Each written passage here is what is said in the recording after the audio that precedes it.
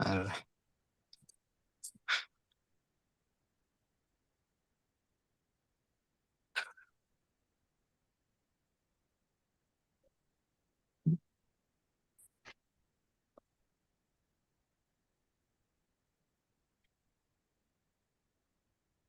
الرأي ما أخلات سبع دينا خنجمر. هو نجمر. الرأي بسم آب وولد ومنفس قدوس هذا أملاك أمين. قدوس أملاكنا سلزا ساعة زياء لما علت زياء نمسكنك هلنا وزياهر أملاك كله نمهرو قالاتك زياهر سماوي منقست خنورسلو منفسك ጌርካ ግለጸልና እግዚአብሔር አምላክ እዚ ሓድሽ ዓመት እዚ ብፍቓድካ ክንመላለሰሉ ደግፈን ወጎይታ ኣምላኽና ስለ ኩሉ ነመስግነካ ኣለና ንዝሓመሙ ምሕረት ኣውርደልና ንዝሓዘኑ እግዚኣብሔር ምጽንናዕ ንዝዓረፉ ከዓ መንግስትኻ ከተውርሶም ንጸልይ ንልምን ኣለና ስለ ኩሉ ነመስግነካ ሽምካ ክንጽውዕ ብቕዓት ግብረና ኣብ ሰማያት እትነብር ኣቦና ስምካ ይቀደስ መንግስትኻ ትምጻእ ፍቓድካ ከምቲ ኣብ ሰማያት ከምኡ ድማ ኣብ ምድሪ ይኹን ንዕለት እንጀራና ሎሚ ሃበና ንሕና ንዝበደሉና በደሎም ከም ዝሓደግናሎም በደልናን ኣበሳናን ሕደገልና ካብ ኩሉ ክፉእ ኣድሕነና እምበር ኣብ ፈተና ኣይተእትወና መንግስትን ሓይልን ክብርን ዘለኣለም ናትካ እሞ ኣሜን ኦ ዴና ቅድስት ድንግል ማርያም ብናይ ቅዱስ ገብርኤል መልኣክ ሰላምታ ሰላም ለክ ኣለኹ ብሕልና ክድንግል ኢኺ ብስጋኹን ድንግል ኢኻ ኣደ እግዚኣብሔር ጎይታ ሰራዊት ሰላም ለክ ኣለኹ ንስኺ ኻበ ነስብርኽቲ ኢኺ ፍረ ክርስቶስ ብሩኽ ኦም ተጸጋ እግዚኣብሔር ምሳኺ ፍስሕት ደስ ይበልኪ ኃጢአትና ሓድገልና ንፍቅር ወድኺ ኢየሱስ ክርስቶስ ምእንታና ምሕረት ለምንልና ኣሜን።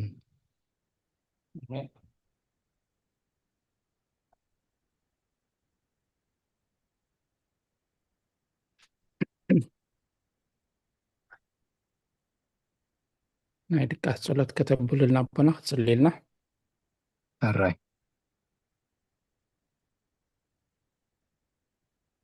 ኣብ ስክሪን ኣላ ደ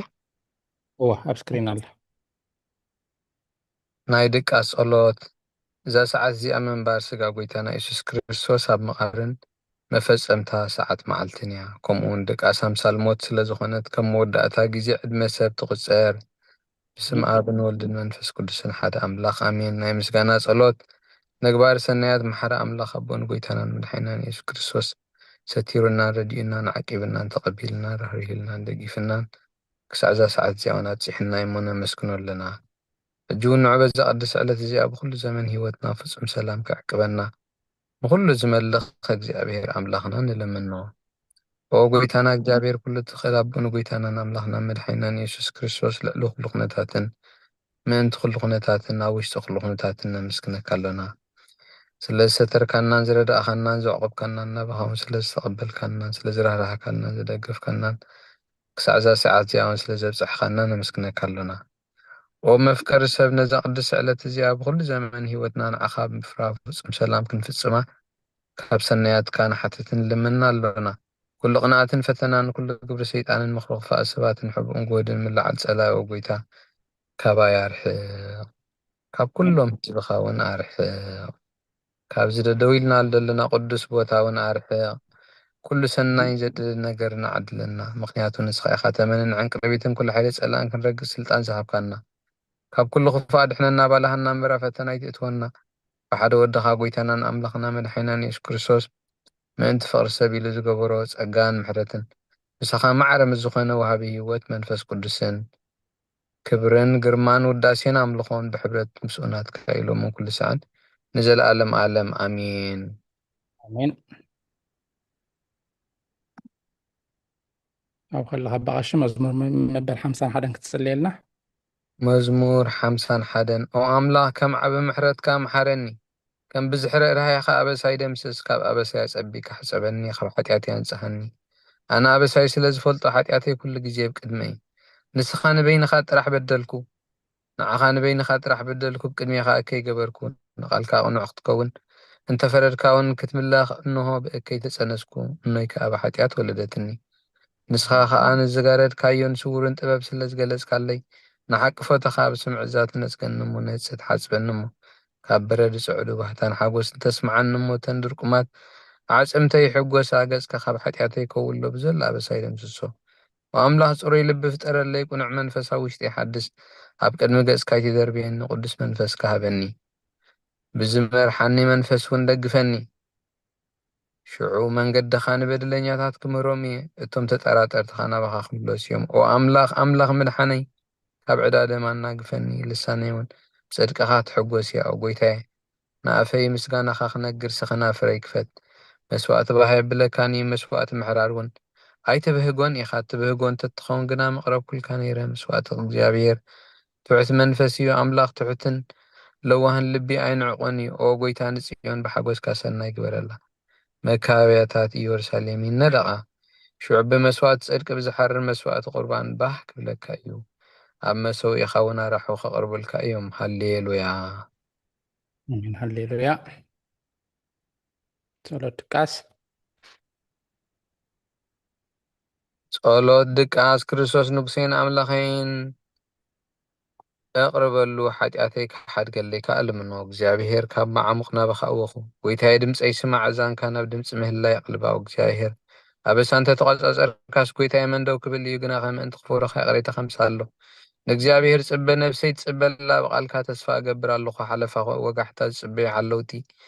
هو ሓለፋቶም ወጋሕታ ዝጽበዩ ሓለውቲ ነፍሲ ንእግዚአብሔር ጽበላ ሳህሊ ካብ እግዚኣብሔር ብዙሕ ምድሓን ከኣቡ እዩ እሞ ኦ እስራኤል ንእግዚአብሔር ተጸበዩ ንሱ እውን እስራኤል ካብ ኩሉ ኣበሱ ከድሕነ እዩ ሃሌሉያ አሜን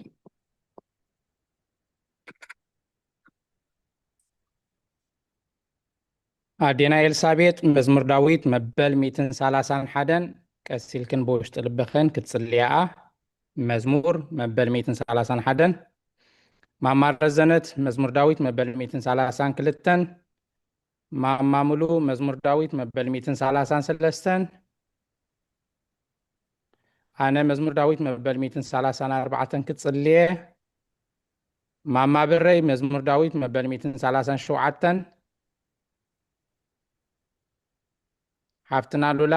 መዝሙር ዳዊት መበል 138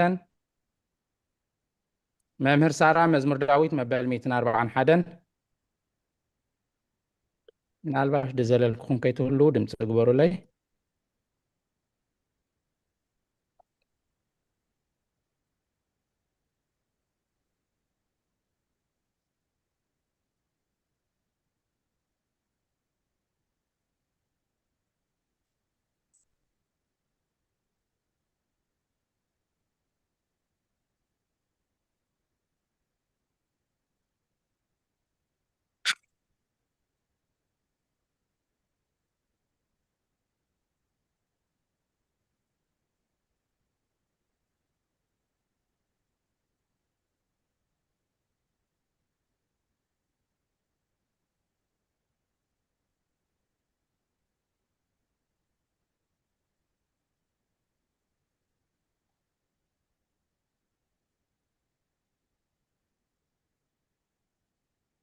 ድምጽ የለን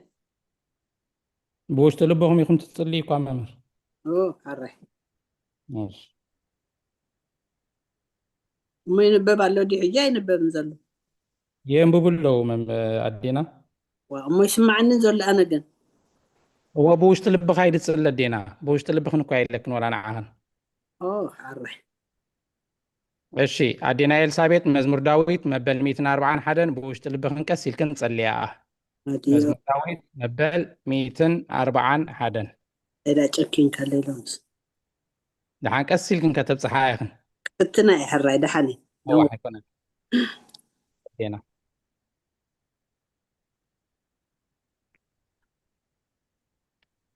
እሺ ማማረዘነት መዝሙር ዳዊት መበል 142 ማማሙሉ መዝሙር ዳዊት መበል 146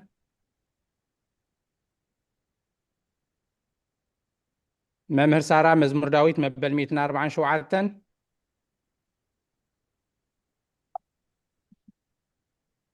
ማማ ብረይ መዝሙር ዳዊት መበል 148 ዓዊልክ ክትጽልይ ኢልና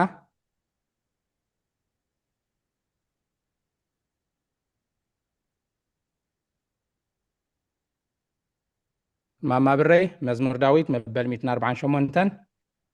ተንብብ ተሃሊኺ ድምፂ ተዓፅያ ትክላ ማይክሮፎን ቸግበረ يا اخي ماشي هذا كانوا تساكن نصالحة مزمور 248 هللويا እግዚአብሔር ካብ ሰማያት አመስግንዎ ኣብ ኣርያም አመስግንዎ ኩልኩም መላእክቱ አመስግንዎ ዘለኹም ሰራዊት አመስግንዎ ኣትን ፀሓይን ወርሕን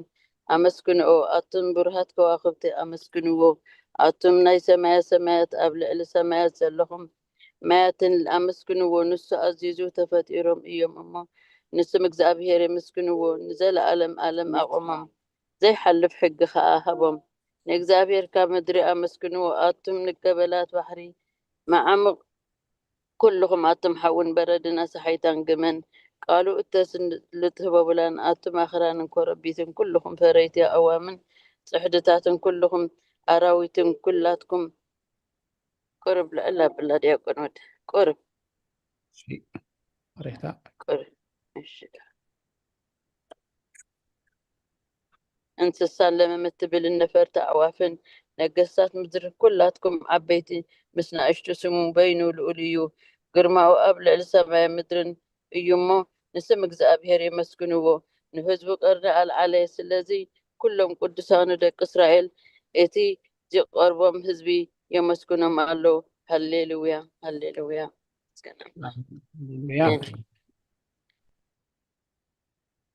አሜን ሃሌሉያ ወንጌል ሉቃስ ምዕራፍ 2 ፍቅዲ 25 ክሳብ 32 እነሆ ድማ ብኢየሩሳሌም ስምዖን ዝበሃል ሰብኣይ ነበረ እዚ ሰብኣይ እዚ ጻድቕ ንኣምላኽ ዝፈርህ ምጽንናዕ እስራኤል ዝጽበ ነበረ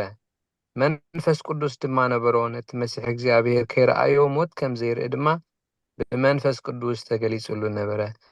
ብመንፈስ ከዓ ናብ ቤት መቅደስ መጸ ወለዱ ነቲ ኢየሱስ ህፃን ከም ስርዓት ሕጊ ክገብርሉ ምስ ኣተው ስምዖን ድማ ኣብ ኢዱ ሓቆፎ ንኣምላኽ ከም ዝናበለ ባረኾ ኦ ጎይታይ ነቲ ንኣሕዛብ ምግላጽ ብርሃን ንህዝብኻ እስራኤል ክብረት ክኸውን ኣብ ቅድሚ ኩሉ ህዝቢ ዘዳለኻዮ ምድሓንካ ኣይዕንተይ ካብ ረኣያ ሕጂ ከም ዘረባኻ ንባርያኻ ብሰላም ተፋነዎ ኢኻ በለ ምስጋና ንኣብን ንወልድን ንመንፈስ ቅዱስን ሓደ ኣምላኽ ኣሜን አሜን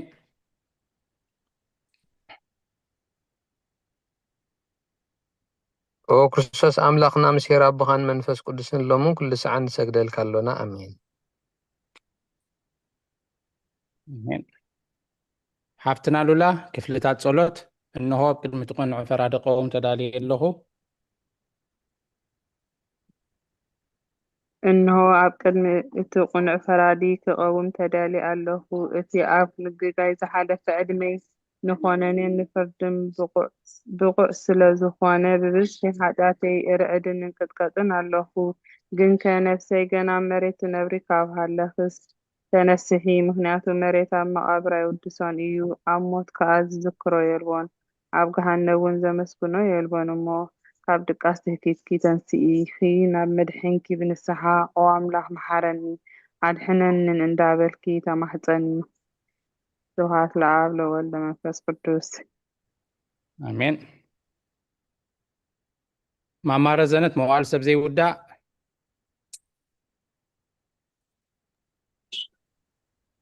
መዋዕል ሰብ ዘይውዳእ እዚ ዓለም እዚ ከዓ ንዘለኣለም እዚ ዓለም እዚኣ ከዓ ንዘለኣለም እትነብር እንተዝኸውን ሲ ነፍሰይ ንጹህ ዝኾነ ምክንያት ምሃለወኪ ነይሩ ግን ከ እቲ ጽዩፍ ዝኾነ ተግባርክን እቲ ሕማቕ እከይን ኣብ ቅድሚ እቲ ሓቀኛ ምስትቕላዕ ኣብ ዓራት ሓጢአት ተሰጢሕኪ ኣብቲ ሸለልተኛን ከዳዕን ስጋዕ ክፈለኺ እንታይ እዩ እቲ ትህብዮ መልሲ ኦ ክርስቶስ ኣምላኺ በቲ ኣዝዩ ዘፍርሕ ፍርድኻ ስንብድ ነቲ ዘለኣለማዊ ፍርድኻ ንብርከኽ በቲ መለኮታዊ ነፀብራቃዊ ብርሃንካ እንቀጥቅጥ ኣለኹ ኣነ ሕሱም ድኑስ ኣብ ዓራተይ ደቂሰ ዘለኹ ኣብ ሂወተይ ዘይጉዱስ ዝኾንኩ ናይቲ ተቐባል ቀረፅ ኣብነት ብምውሳድ ኣፍ ልበይ እናውቃዕኩ ኦ ኣምላኽ ኣነ ገበነኛ እየ እሞ ይቕረ በለለይ ይብል ኣለኹ ይዘኒ ወዘልፍኒ ወለዓለም ዓለም ኣሜን አሜን أدينا إلسابيت أبيت ونزهت دنجل الرأي ونزيت دنقل نبارياخي اتي قلت صلا راديتكي زرقحي اتي أب حلنا كم معبل زقمات كفؤ حسابات كاباي أرحقيو نتحمد حممتي نفسي بخنتنت أزيو هالواتا طفئوا على أمو ناب صلوتن من نغحن أبقسيا مخنياتو نسخي كاليتن محرت تلمن علايت عدن إخي عدن من هيوت ንጉሰይን ኣምላኸይን ጎይታ ኢየሱስ ክርስቶስ ተስፋይ ኢኺ آمين ዝቕልኒለይ كنسكن ማማ ሙሉ ኦጎይታ በዛለይቲ እዚኣ ንዓሞ ብዝሓጢኣት ክንሓድር ሓልወና ራይ ኦጎይታ በዛለይቲ እዚኣ ንዓሞ ብዙሕ ሓጢኣት ክንሓድር ሓልወና ኣምላኽ ኣቦታትና ንስኻ ብሩኽ ኢኻ በረኸትካ ኣዝዩ ብዙሕ እዩ ቅዱስ ስምካ እውን ዘለኣለም ክብሪ ዝመልኦ እዩ እሞ እዩ ኣሚን ኦጎይታ ከምቲ ኣባኻ ተወኪልናዮ ዘለና ምሕረትካ ከምኡ ትኹነልና ንዕንቲ ኩሉ ንዓኻ ይፅበያ ኣለዋ ንስኻ ከዓ ኣብ እዋኑ ምግቢ ትህቦም ወኣምላኽና መድሕናን ወተስፋ ኩሉ ወሰናት ምድሪ ስምዓና ኣሚን ወጎይታ ንስኻ ኢኻ ካብዚ ዓለት እዚ ንዘለኣለም ወጎይታ ብሩኽ ኢኻ እሞ ሓቅነትካ ርዳእኒ ወጎይታ ብሩኽ ኢኻ እሞ ክብርኻ ኣብርሃለይ ወጎይታ ምሕረትካ ንዘለኣለም ይነብር ወጎይታ ንዓይ ንተግባር ኢድካ ካብ ወለዶ ናብ ወለዶ መቆብዪ ስለ ዝኾንካ ኣይትንፀገኒ ኦ ጎይታይ ንዓኻ በዲደ እየ እሞ መሓረንን ንነፍሰይ ኣድሕናን እናበልኩ ፅሊ ኣለኹ ኦ ጎይታይ ኣባኻ ተወኪለ ኣለኹ እሞ ኣድሕነኒ ፈቓድካ ክገብር ከዓ መሃረኒ ንስኻ ኣምላኸይ ፈልፋሊ ሂወት ኢኻ ብብርሃንካ ድማ ኢና ብርሃን ንርኢ ምሕረትካ ናብቶም ዝፈልጡኻ ክብርኻ ከዓ ናብ ቁኑዓት ልቢ ትምፃእ ፀጋን በረኸትን ምስጋናን ብሓቂ ናትካ እዩ ኦ ቅድሚ ዓለም ዝነበርካን ዘላለም እትነብር ዘለኻን ኣቦን ወድን መንፈስ ቅዱስን ንዓኻ ምስጋናን ውዳሴን ግርማን ይግባእ ሎምን ኩሉ ሰዓን ዘለዓለም ዓለም ኣሜን ቃላትኹ ምስጋና ይኹን ወኔለይ ጎይታ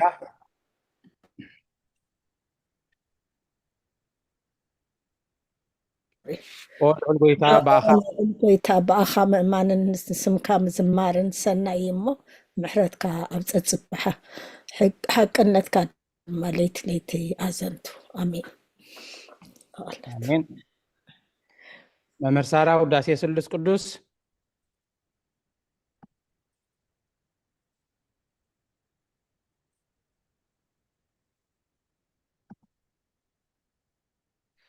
መምህር ሳራ ድምፂ ተዓፅያ ትክላ መስለኒ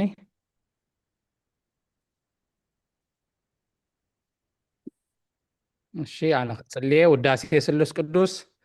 ቅዱስ እግዚአብሔር ቅዱስ ሓያል ቅዱስ ሕያው ዘይመውት ካብ ቅድስት ድንግል ማርያም ዝተወልደ መሓረና ቅዱስ እግዚአብሔር ቅዱስ ሓያል ቅዱስ ሕያው ዘይመውት ኣብ ዮርዳኖስ ዝተጠምቀ ኣብ ልዕሊ ዕጨይቲ መስቀል ተሰቕለ መሓረና ቅዱስ እግዚአብሔር ቅዱስ ሓያል ቅዱስ ሕያው ዘይመውት ኣብ ሳልሳይ መዓልቲ ካብ ሙታት ዝተንስአ ብምስጋና ናብ ሰማያት ዝዓረገ ኣብ የማን ኣቦኡ ዝተቐመጠ ኣብ ህያዋንን ሙታንን ክፈርድ ከም ብሓድሽ ክመፅእ እዩ ኦ ጎይታ መሓረና ምስጋና ንኣቦን ወልድን መንፈስ ቅዱስን ሎምን ኩሉ ሰዓን ንዘለዓለም ዓለም ኣሜን ኦ ስሉስ ቅዱስ መሓረና ኦ ስሉስ ቅዱስ መሓረና ኦ ስሉስ ቅዱስ መሓረና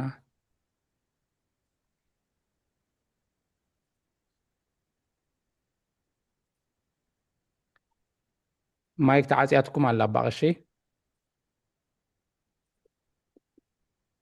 ኦ ጎይታ ሓጢኣትና ሓደገልና ኦ ጎይታ በደልና ይፀብፅበልና ኦ ጎይታ ኣበሳና ይቕረበለልና ኦ ጎይታ ንሕሙማት ህዝቢ ካብ ፀሓዮሞ ምእንቲ ቅዱስ ስምካ ኢልካ ፈውሶም ኦ ጎይታ ነቶም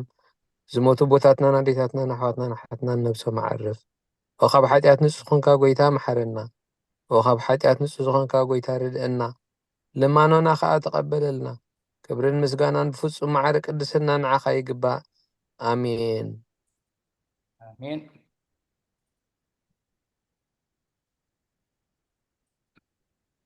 ኦ ጎይታ መሓረና ኦ ጎይታ መሓረና ኦ ጎይታ ባርኸና ኣሜን ኦ ጎይታ ብቑዓት ግበረና ብምስጋና ከምዚ ኢልና ክንጽሊ ኣብ ሰማያት ትነብር ኣቦና ስምካ ይቀደስ መንግስትኻ ትምጻእ ፈቓድካ ከምቲ ኣብ ሰማያት ከምኡ ድማ ምድሪ ይኹን ናይ ዕለትን ጌራና ሎም ሃበና ንሕና ንዝበደሉና በደሎም ከም ዝሓደግናሎም በደልናን ኣበሳናን ትደግልና ካብ ኩሉ ክፉእ ኣድሕነና እምበር ኣብ ፈተና ይእትወና መንግስትን ሓይልን ክብርን ንዘለኣለም ናትካ እሞ ኣሜን ኦ ዲና ቅድስት ድንግል ማርያም ብናይ ቅዱስ ገብርኤል መልኣክ ሰላምታ ሰላም ለክለኹ ብሕልና ክድንግል ኢኺ ብስጋኹም ድንግል ኢኺ ኣደ እግዚኣብሔር ጎይታ ሰራዊት ሰላም ለክለኹ ንስኺ ኸ ብንስብርኽቲ ኢኺ ፍረ ከርስኺ እውን ብሩኽ እዩ ኦ ምልእቲ ጸጋ እግዚኣብሔር ምሳኺ እዩ ኦ ፍስይቲ ደስ ይበልኪ ሓጢኣትና ሓድገልና ናብ ፍቑር ወድኺ ኢየሱስ ክርስቶስ ምእንታና ምሕረት ለምንልና ኣሜን ኣሜን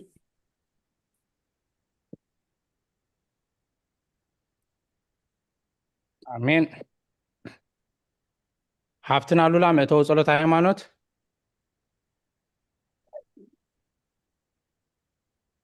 ንላዕለ ብላ ዲያቆን ሓይ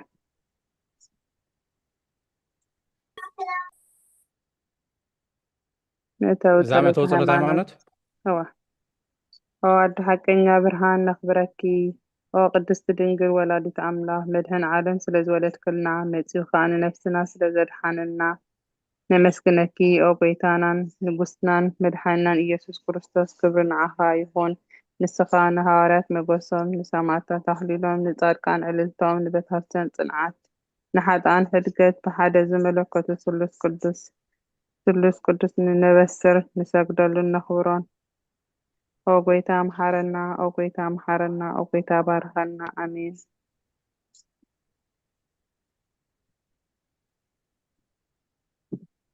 ኣሜን መምህር ትምኒት እንኳዕ ብሰላም ኣተኺ ናይ ሃይማኖት ጸሎት آمين بأسلام ናይ ሃይማኖት ጸሎት ኩሉ ብዝሓዘ ሰማይን ምድርን ዝርአን ዘይርአን ብዝፈጠረ ብሓደ እግዚኣብሔር ኣብ ንኣምን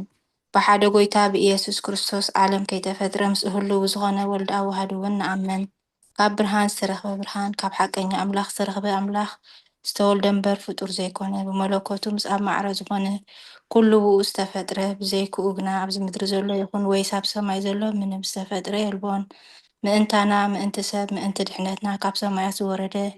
ብመንፈስ ቅዱስ ካብ ቅድስቲ ድንግል ማርያም ስጋ ለበሰ ሰብ ኮነ ሰብ ኮይኑ ድማ ብዘበን ጴንጤናዊ ጲላጦስ ምእንታና ተሰቕለ ሓመመ መከራ መስቀል ተቐበለ ሓባበል ንእሽተይ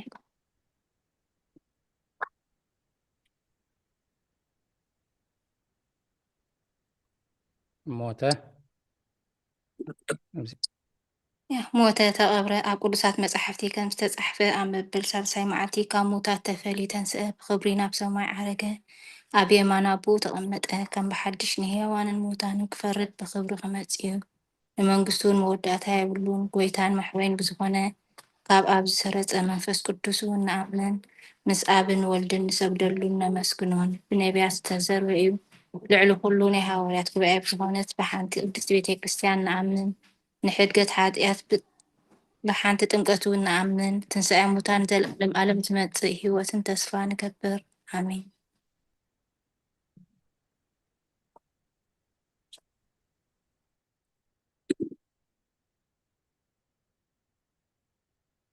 ጎይታ ጸሎትና ሰሚዕካ ሓጢኣትና ሕደገልና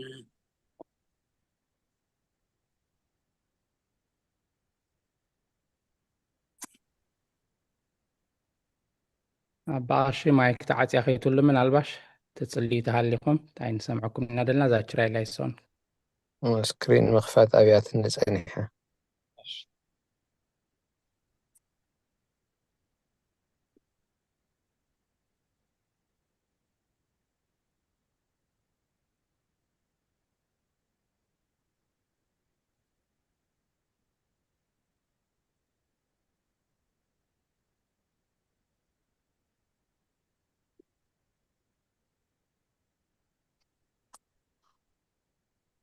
Kirailaison, Kirailaison, Kirailaison,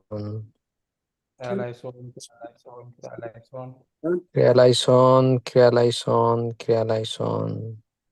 ላይሶን ላይሶን ላይሶን ኪሪያ ላይሶን ኪሪያ ላይሶን ኪሪያ ላይሶን ላይሶን ላይሶን ላይሶን ኪሪያ ላይሶን ኪሪያ ላይሶን ኪሪያ ላይሶን ላይሶን ላይሶን ላይሶን ኪሪያ ላይሶን ኪሪያ ላይሶን ኪሪያ ላይሶን ላይሶን ላይሶን ላይሶን ኪሪያ ላይሶን ኪሪያ ላይሶን ኪሪያ ላይሶን ላይሶን ላይሶን ላይሶን ኪሪያ ላይሶን ኪሪያ ላይሶን ኪሪያ ላይሶን ላይሶን ላይሶን ላይሶን ኪሪያ ላይሶን ኪሪያ ላይሶን ኪሪያ ላይሶን ኦ ጎይታ ጸሎትና ሰሚዕኻ ሓጢኣትና ሕደገልና ኣሜን። አሜን።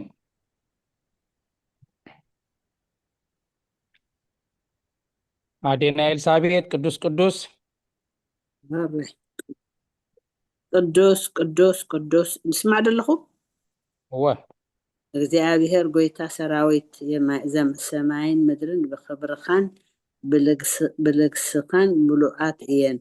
ኦ ንኩሉ እትመልኽ እግዚአብሔር አቦ መሓርና። ኦ ጎይታ ሰራዊት አምላኽ ሓይልታትካ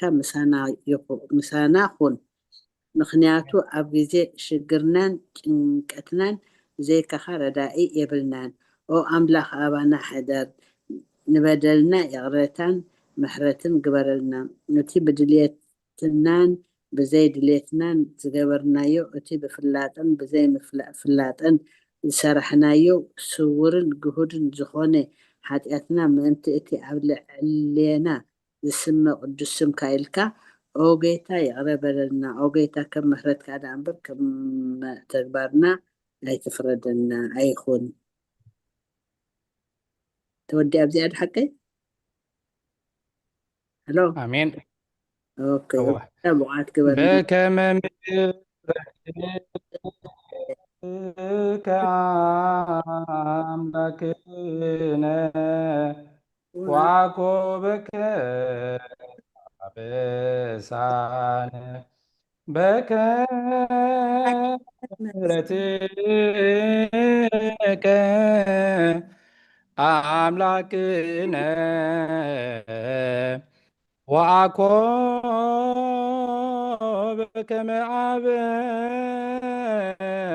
አበሳነ በከመ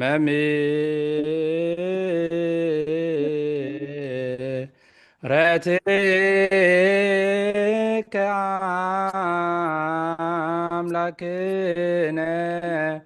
ወአኮበከ አበሳነ።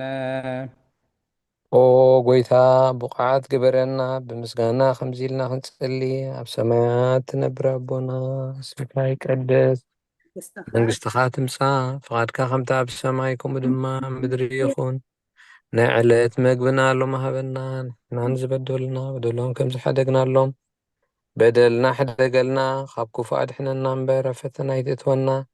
መንግስትን ሓይልን ክብርን ዘለኣለም ናትካ እሞ ኣሜን። ኦ ኣዴና ቅድስት ድንግል ማርያም ብናይ ቅዱስ ገብርኤል መልኣኽ ሰላምታ ሰላም ለክለኹ ብሕልናኺ ድንግል ኢኺ ብስጋኻ ድንግል ኢኺ ኣደ እግዚኣብሔር ጎይታ ሰራዊት ሰላም ለክለኹ ንስኺ ካብ እንስቲ ብርኽቲ ኢኺ ፍረ ከርስኹም ብሩኽ እዩ። ኦ ምልእቲ ጸጋ እግዚኣብሔር ምሳኺ እዩ። ኦ ፍስሕቲ ደስ ይበልኪ ሓጢኣትና ክሓድገልና ናብ ፍቑር ወድኺ ኢየሱስ ክርስቶስ ምእንታና ምሕረት ለምንልና ኣሜን። አሜን። አቦና በመላከ ሰላም ኣባ ቅሺ ናባኹም እየ ሰላም በቀሸት ሓንቲ ገብር ዳ ቀፅል ኣራይሽ ይፍቲ። ኦ ጎይታ ናብዛ መዓልቲ እዚኣ ኣብ ቅድሚኻ ብተግባር ይኹን ብቓል ብሓሳብ ይኹን ብኩሉ ዋሳትና ዝሓጣእናዮ ንስኻ ሩሩህ መፍቀሪ ሰብን ስለ ዝኾንካ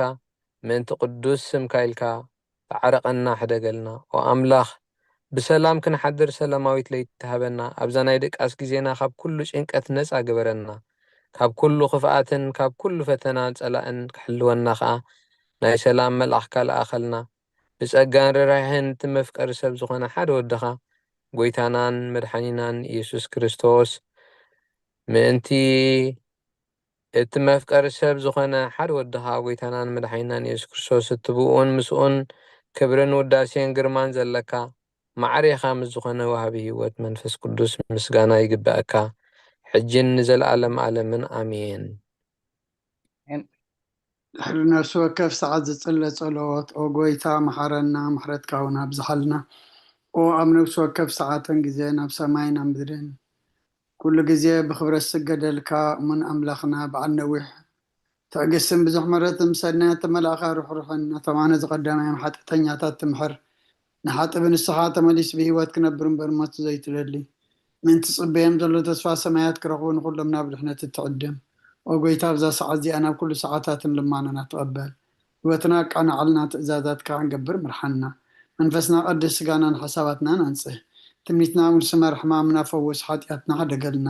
ካብ ኩሉ ክፉእ ሓዘንን ስቅያል ትብርዳአና ብህልውናም ቅንቆ ብቅዱሳን መላእክትካ ሓልወና ናብ ውህደት እምነት ከነመርሕ ምእንቲ ናብ ውህደት እምነት ምእንቲ ከነምርሕ ምእንቲ ኣህልፋ ዲያቆን ከንመርሕ ምእንቲ ናብቲ ዘይምርመርን ዘይውሰንን ፍልጠትካ ክንበፅሕ ዓድለና ንስኻ ዘለዓለም ብሩኽ ኢኻ ኣሜን። ኦ ጎይታ ብቑዓት ግበረና ምስጋና ከምዚ ኢልና ክንጽልይ ብሰማያት ትነብር ኣቦና ስምካ ይቀደስ መንግስትኻ ትምጻእ ፍቃድካ እንተ ኣብ ሰማይ ከምኡ ድማ ምድሪ ይኹን ንዕለት መግብና ለማህበና ንሕና ንዝበደሉና በደሎም ከም ዝሓደግናሎም በደልና ንኣምሳና እንደገልና ካብ ክፉእ ኣድሕነና እምበር ኣብ ፈተና ኣይተእትወና መንግስትን ሓይልን ክብርን ንዘለዓለም ናትካ ኢማ ኣሜን። እወዝእትየ ማርያም ብናይ ቅዱስ ገብርኤል መልአክ ሰላምታ ሰላም ለከ ኣለኹ ብሕልናኸ ድንግል ኢኺ ብስጋኹን ድንግል ኢኺ ኣደይ እግዚኣብሔር ፀባኦት ጎይታ ሰራዊት ሰላም ለከ ኣለኹ ንስኺ ካብ ኣንስቲ በረኽቲ ኢኺ ፍረ ከርስኹም ብርኽ እዩ ኦ ምልተ ጸጋ እግዚኣብሔር ምሳኺ እዩ ኦ ፍስቲ ደስ በልኪ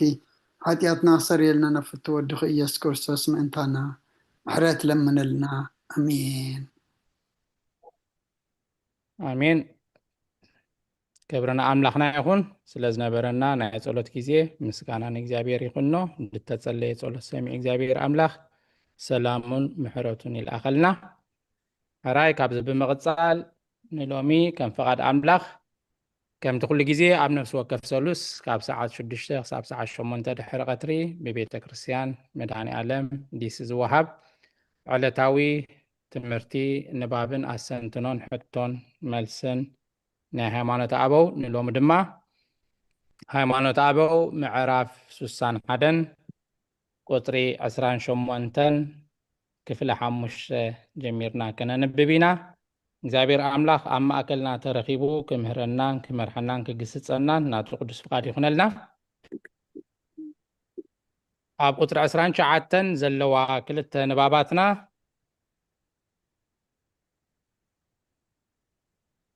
እሺ ማማ ብረይ ወንጌል ዮሐንስ ምዕራፍ 1 ካብ ቁጥሪ 1 ክሳብ ቁጥሪ 18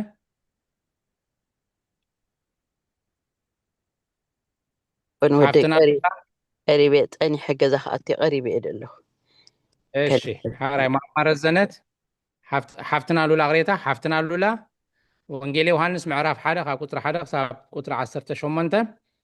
ማማረ ዘነት ዕብራውያን ምዕራፍ 1 ቁጥሪ 3 ከተንብባልና እሺ ሃይማኖት ኣበው ምዕራፍ 61 ክፍሊ 5 ካብ ቁጥሪ 28 ክሳብ 29 ከም በሓድሽ እዚ ነገር መለኮት ዝዛረብ ቅዱስ ጎርጎርዮስ ብዛዕባ ቀዳማዊ ልደቱ ኣብ ዝደረሶ ከም ዝበለ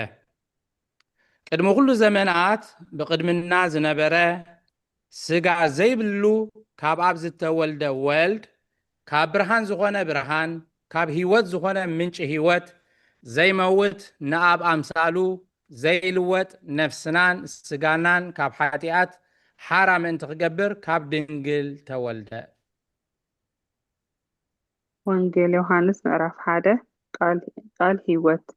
ቃል በመጀመርታ ነበረ እቲ ቃል ድማ ኣብ ኣምላኽ ነበረ እቲ ቃል እውን ኣምላኽ ነበረ እዚ በመጀመርታ ኣብ ኣምላኽ ነበረ ብኩሉ ኾነ ካብቲ ዝኾነ ዘበለ ድማ ብዘይብኡ ዝኾነ የልቦን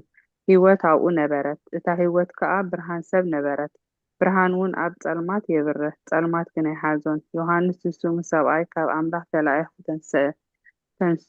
ተንስአ ኩሎም ብኡ ናብ እምነት ምእንቲ ክበጽሑ ብዛዕባ ብርሃን ክምስክር ንሱ ንምስክርነት መጸ ብዛዕባ ብርሃን ዳ ክምስክር መጸ እምበር ንሱ ብርሃን ኣይነበረን እቲ ንነፍሲ ወከፍ ሰብ ዘብርህ ብርሃን ሓቂ ናብ ዓለም ይመጽእ ነበረ። ኣብ ዓለም ነበረ፣ ዓለም እውን ብእኡ ኮነት፣ ዓለም ግን ኣይፈለጠቶን። ናብቶም ናቱ መጸ፣ እቶም ናቱ ከዓ ኣይተቐበልዎን። ነቶም እተቐበልዎ ዘበለ ኩሎም ብስሙ ንዝኣምኑ ግና ውሉድ ኣምላኽ ክኾኑ መሰል ሃቦም። ንሳቶም ከዓ ካብ ኣምላኽ እምበር ካብ ደም ወይ ካብ ፍቓድ ስጋ ወይ ካብ ፍቓድ ሰብኣይ ዘይተወልዱ እዮም። እቲ ቃል ስጋ ኮነ፣ ጸጋን ሓቅን መሊእዎ ከዓ ኣባና ሓደረ። ክብረት ድማ ከም ክብረት ናይቲ ሓደ ወዱ ነብኡ ረአና። ዮሃንስ ብዛዕባ ምስክር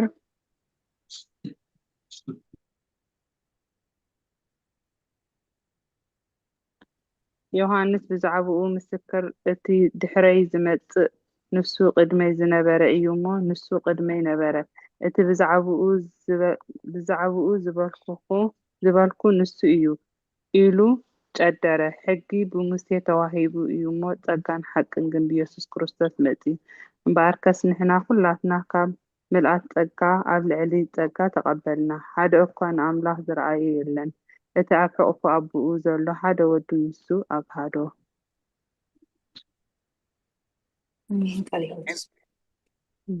ዕብራውያን ምዕራፍ 1:3 ንሱ ናይ ክብሩ ነጸብራቅ ቅርጺ ባህሪ እዩ ከሎ ኩሉ እውን ብሓይሊ ቃሉ ፀዊሩ ከሎስ ምንጻሕ ሓጢኣትና ምስ ገበረ ኣብ ላዕሊ ኣብ የማን ግርማ ተቐመጠ። ኣሜን። አሜን። እሺ ኣብ ቁጥር 30 ዘላ ንባብና ማማ ሙሉ ዕብራውያን ምዕራፍ 3 ካብ ቁጥር 1 ክሳብ 3 ንባብ ቁጥር 30 ኣየ እዚ እግዚአብሔር ዝገበሮ ሓድሽ ስርዓት ክንደይ የደንቕ። ኣየ እዚ ዘይተሓዋወስ ተዋህዶ እውን መስተንክር እዩ። ጥንቲ ዘይብሉ ቅድሚ ዘመናት ዝነበረ ቀዳማዊ ሎሚ ጥንቲ ዘለዎ ኮነ። እቲ ዘይተፈጥረ ሎሚ ዝተፈጥረ ስጋና ተዋሂዱ ተራእየ። ከምቲ ጽሑፍ እቲ እንኣምኖ ኢየሱስ ክርስቶስ በቲ ሃዋርያን ሊቀ ካህናትን ዝገበሮ እሙን እዩ ዝበሎ ንዕኡ ፍለጡ። ዕብራውያን 3 ማማሙሉ ዕብራውያን 3 ካብ ፍቅዲ 1 ክሳብ 3 ስለዚ ከዓ ኣቶም ካብ ሰማያዊ ጽውዓ ግደ ዘየለኩም ቅዱሳን ኣሕዋተይ ከምቲ ሙሴ ድማ ኣብ ኩላ ቤቱ እሙን ዝነበረ ናብቲ ነቲ ዝሸሞ እሙን ዝኾነ ኢየሱስ ናይ ምእማንና ሃዋርያን ሊቀ ካህናትን ኣቕልቡ። ከምቲ ስራሕ ቤት ካብታ ቤት ዝበልጽ ክብሪ ዘለዎ ንዕኡ ከዓ ካብ ሙሴ ዝበልጽ ክብሪ ተገቢእዎ ኣሎ። ኣሜን። ስለ ቃላት ክብሪ ምስጋና አሜን። ራይ ኣብ ቁጥሪ 31 ዘለዋ ንባባትና ኣዴና ኤልሳቤጥ ኣቤት ኦሪት ዘፍጥረት ቀዳመይቲ ገጽ ናይ መጽሓፍ ቅዱስ ናይ ተሓስክና ዘለኽን መጽሓፍ ኣብ ኦሪት እታ ቀዳመይቲ ምዕራፍ ቀዳመይቲ ገጽ ምዕራፍ 1 ቁጥሪ 26 ጥራይ ሓንቲ ቁጥሪ ኦሪት ዘፍጥረት ምዕራፍ 1 ቁጥሪ 26 ቀዳመይቲ ገጽ ናይ መጽሓፍ ቅዱስ እያ። እሺ መምህር ሳራ ህፃን ተሃሊኺ ኦሪት ዘፍጥረት ምዕራፍ 3 ካብ ቁጥሪ 1 ክሳብ 19 መምህር ሳራ ኦሪት ዘፍጥረት ምዕራፍ 3 እሺ ካብ 1 ክሳብ 19 መምህር ትምኒት ወንጌል ዮሃንስ ምዕራፍ 1 ካብ ቁጥሪ 1 ክሳብ 14 ንባብ ቁጥሪ 31 ነቲ ቦታ ዘይውስኖ ድንግል ኣብ ማህፀና ወሰነቶ። ሃብቲ ዝህብ ሃብታም እዩ፣ ሰብ ብምዃኑ ግና ደኸየ። ኣነ ብድኽነቱ ምእንቲ ክህብትም ኣርኣያኡ ለበስኩ፣ ግና ኣይሓለኽዎን። ንሱ ግና ብኣርኣያኡ ስለ ዝፈጠረኒ ምእንቲ ከድሕነኒ ስጋይ ተዋሃደ፣ ንስጋይ ከዓ ህያው ገበሮ።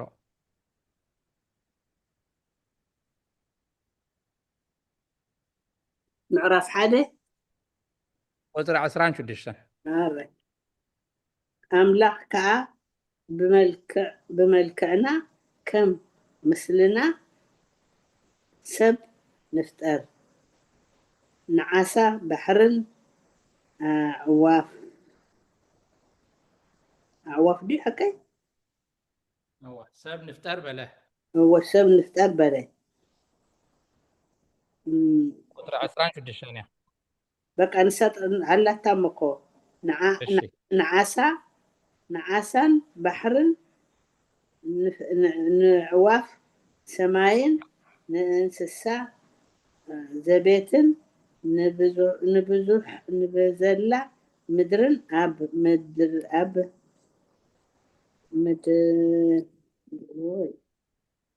أب مدري لمم زبل كله لممتر يجزأ بلي بقى نساء مثلني نسا يدينا قال هو تسألنا ثانك يو مأزر ፍጥረት ምዕራፍ 3 ካብ ቁፅሪ 1 ክሳብ 19 እግዚአብሔር አምላክ ካብ ዝፈጠሮ ኩሉ አራዊት መሮር ተመን ይጎርህ ነበረ። ነታ ሰበይቲ ከዓ አምላክሲ ካብ ኩሉ ኦም ገነት ኣይትብልዑ ኢሉ ዶ አዚዙ እዩ በላ። እታ ሰበይቲ ነቲ ተመን በለቶ ኣብ ገነት ካብ ዘሎ ፍረ ኦም ንበልዕ ኢና። ብዛዕባ ፍረ እታ ኣብ ማእከል ገነት ዘላ ኦም ግና አምላክ ከይትሞቱስ ካብኣ ኣይትብልዑ ኣይትተንኪዋን በለ። እቲ ተመን ድማ ነታ ሰበይቲ ኣይፋልኩም አምላክ ደኣ ካብኣ ምስ እትበልዑ መዓልቲ ኣዕንትኩም ከም ዝኸፈታ ከም ኣምላኹን ከም እትኾኑ ጽቡቕን ክፉእን ከዓ ከም ትፈልጡ ስለ ዝፈለጠ እዩ እምበር ከቶ ኣይትሞቱን ኢኹም በላ። እታ ሰበይቲ ድማ እታ ኦም ምብላዓ ጥዕምቲ ንእንቲ ከዓ ጽብቕቲ ጥበብ ብምሃባውን እትብህግ ኦም ምዃና ረኣያ። ካብ ፍሪኣ ወሲዳ ርእያ ካብ ስጋኣ ፍሪኣ ወሲዳ በልዐት። ምስኣ ከዓ ንሰብኣያ በለቶ ነፍሱን በልዐ። ሽኡ ኣእንቲ ክልቲኦም ተኸፍታ ጥራዮም ምዃኖም ድማ ፈለጡ።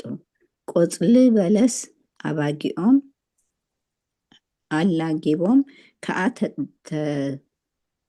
ተዓጥቁ። ምድሪ ምስ ወልወለ ድማ ድምፂ እግዚአብሔር አምላክ ኣብ ገነት ክመላለስ ሰምዑ። አዳምን ሰበይቱን ከዓ ካብ ገጽ እግዚአብሔር አምላክ ኣብ ማእኸል ኣእዋም ገነት ተሃብኡ። እግዚአብሔር አምላክ ድማ ንኣዳም ፀዊኡ ኣበይ ኣለኻ በሎ። ንሱ ከዓ ድምፅኻ ኣብ ገነት ሰሚዐ ፈራህኩ፣ ጥራየ ከዓ እየ እሞ ተሃባእኩ በለ። ንሱ ድማ ጥራይካ ምዃንካ ደኣ መን ነገረካ ካብኣ ኣይትብላዕ ኢለ ዝኣዘዝኩኻ እሞዶ በሊዕኻ ኢኻ በለ። ኣዳም ከዓ እዛ ምሳይ ክትከውን ዝሃብካኒ ሰበይቲ ካብታ ኦም ሃበትኒ እሞ በላዕኹ በለ። እግዚአብሔር አምላክ ድማ ነታ ሰበይቲ ስለምንታይ እዚ ገበርኪ በላ። እታ ሰበይቲ ከዓ ተመን ኣስሂቱኒ በላዕኩ በለት። ቁፅሪ 14 ሽኡ እግዚአብሔር አምላክ ነቲ ተመን እዚ ስለ ዝገበርካ ካብ ኩሉ እንስሳን አራዊት መሮርን ርጉም ኩን፣ ብከብድኻ ክትከይድ ኩሉ ዘበን ህይወትካ ድማ መሬት ክትበልዕ ኢኻ። ኣብ መንጎኻን ኣብ መንጎ እዛ ሰበይትን ኣብ መንጎ ዘርእኻን ኣብ መንጎ ዘርአን ከዓ ፅልኢ እተክል ኣለኹ። ንሱ ርእስኻ ክጭፍልቕ እዩ፣ ንስኻ ድማ ሸኾንኡ ክትነክስ ኢኻ በሎ። ነታ ሰበይቲ ከዓ መከራኽን ፃዕሪ ጥንስኽን ኣዝየ ከብዝሖ እየ። ደቀይ ብፃዕሪ ክትወልዲ ኢኺ፣ ድሌትኪ ድማ ናብ ሰብኣይኪ ክኸውን እዩ፣ ንሱውን ክመልከኪ እዩ በላ። ንኣዳምካ ቃል ሰበይትካ ስለ ዝሰማዕካ እሞ ካብታ ካብኣ ኣይትብላዕ ኢለ ዝኣዘዝኩኻ ኦም ስለ ዝበላዕካ ምድሪ ባኻ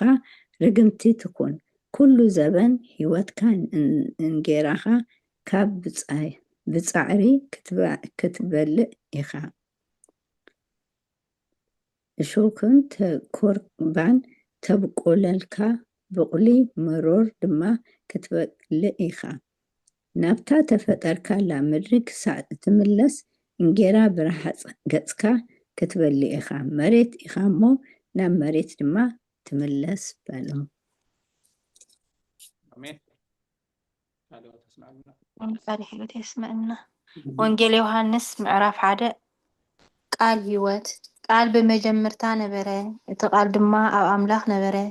እቲ ቃል እውን ኣምላኽ ነበረ እዚ በመጀመርታ ኣብ ኣምላኽ ነበረ ብኡ ኩሉ ኾነ ካብቲ ዝኾነ ዘበለ ድማ ብዘይ ብኡ ዝኾነ የልቦን ህይወት ኣብኡ ነበረት እታ ህይወት ከዓ ብርሃን ሰብ ነበረት ብርሃን እውን ኣብ ጸልማት የብርህ ጸልማት ግና ይሓዞን ዮሐንስ ንስሙ ሰብኣይ ካብ ኣምላኽ ተልኢኹ ተንስአ ኩሎም ብኡ ናብ እምነት ምእንቲ ክበጽሑ ብዛዕባ ብርሃን ክምስክር ንሱ ንምስክር መጸ ብዛዕባ ብርሃን ደኣ ክምስክር መጸ እምበር ንሱስ ብርሃን ኣይነበረን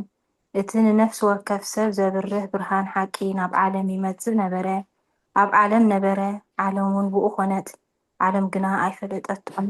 ናብቶም ናቱ መጸ እቶም ናቱ ከዓ ኣይተቐበልዎን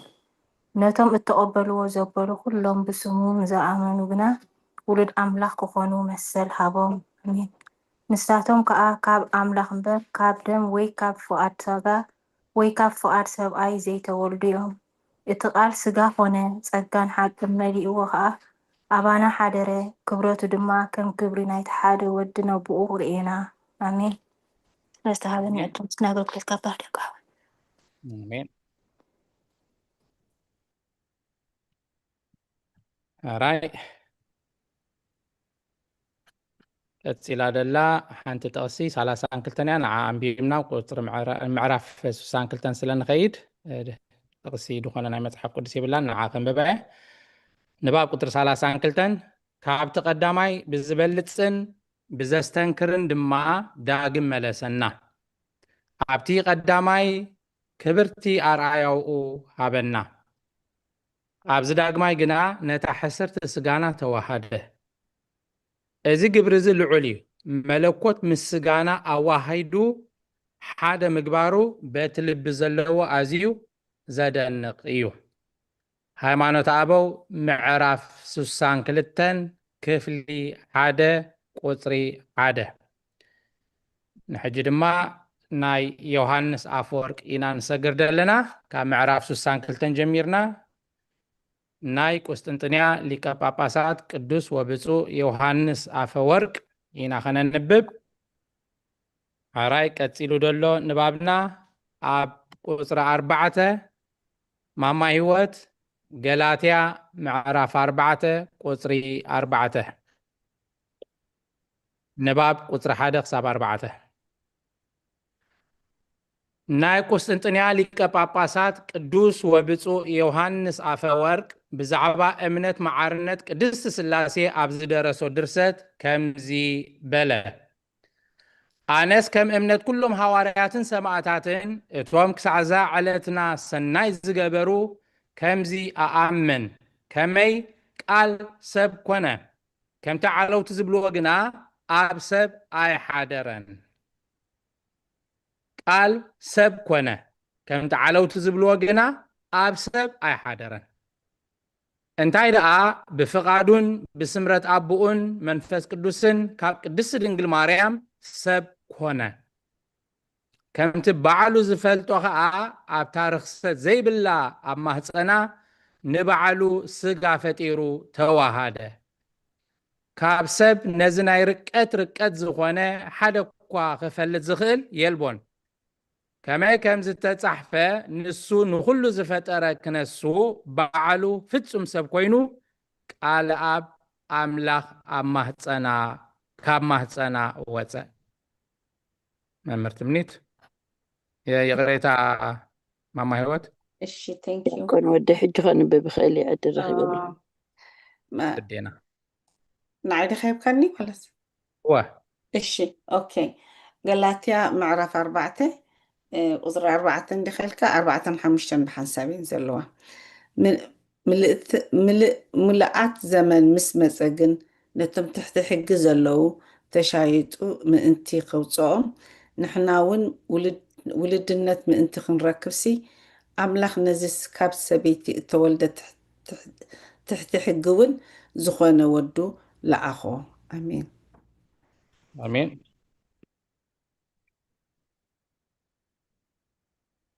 እሺ ቀፂሉ ኣብ ቁጥሪ 5 ዘለዋ ንባባትና ሓፍትና ሉላ ወንጌል ዮሃንስ ምዕራፍ 1 ካብ ቁጥሪ 1 ክሳብ 14 ንሳልሳይ ግዜያት ትድገማላ ሕጂ ኦኬ كنبي بخيل دياقون ودي حسنت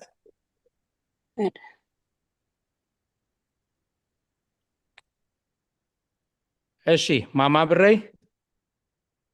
ወንጌል ሉቃስ ምዕራፍ 2:27 لوكاس 2:27 ማማ ወንጌል ሉቃስ 42:53 እስኪናይ ታይፒን معرف أصلا علات كلتا معرف كلتا مالتيا قصري أنتين እሺ يغني لنا ابونا ማሙሉ ወንጌል ሉቃስ ምዕራፍ 2:42 ክሳብ 53 እሺ መምህር ሳራ እንደገና ወንጌል ሉቃስ ምዕራፍ 3 ቁጥር 13 ንባብ ቁጥር 5 ሙሉእ ሰብኣይ ክሳዕ ዝኸውን ኩሉ ስርዓት ህፃናት ፈፂሙ ሓለፈ እዚ ኩሉ ብኡ ዝተፈጥረ እግዚኣብሔር ቃል እዩ ኩሉ ስልጣን ኣብ ኢዱ ከሎ ድማ ብናገዛ ርእሱ ፍቃድ ጥራይ ንኣይሁድ ገዛ ርእሱ ኣሕሊፉ ሃበ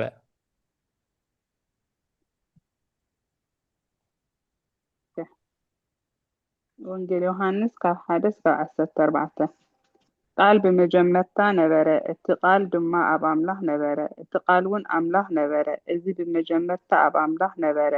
ብኡ ኩሉ ኾነ ካብቲ ዝኾነ ዘበለ ድማ ብዘይብኡ ዝኾነ የልቦን ህይወት ኣብኡ ነበረት እታ ህይወት ካብ ብርሃን ሰብ ነበረት ብርሃን እውን ኣብ ጸልማት የብረህ ጸልማት ግን ኣይሓዞን ዮሐንስ ንስሙ ሰብኣይ ካብ ኣምላኽ ተላኢኹ ተንስአ ኩሎም ብኡ ናብ እምነት ምእንቲ ክመጽኡ ብዛዕባ ብርሃን ከምስክር ንሱ ንምስክርነት መጸ ብዛዕባ ብርሃን ዳኣ ከምስክር መጸ እምበር ንሱ ብርሃን ኣይነበረን እቲ ነፍስ ወከፍ ሰብ ዘብርህ ብርሃን ሓቂ ናብ ዓለም ይመጽእ ነበረ ኣብ ዓለም ነበረ ዓለም እውን ብኡ ኾነት ዓለም ግን ኣይፈለጠቶን ናብቶም ናቱ መጸ እቶም ናቱ ከዓ ኣይተቐበልዎን ነቶም እተቐበልዎ ዘበለ ኩሎም ብስሙ ንዝኣምኑ ግና ውሉድ ኣምላኽ ክኾኑ መሰል ሃቦም ንሳቶም ከዓ ካብ ኣምላኽ እምበር ካብ ደም ወይ ካብ ፍቓድ ስጋ ወይ ካብ ፍቓድ ሰብኣይ ዘይተወልዱ እዮም እቲ ቃል ስጋ ኾነ ጸጋን ሓቅን መሊእዎ ከዓ ኣባና ሓደረ ክብረቱ ድማ ከም ክብረት ናይቲ ሓደ ወዱ ነብኡ ረአና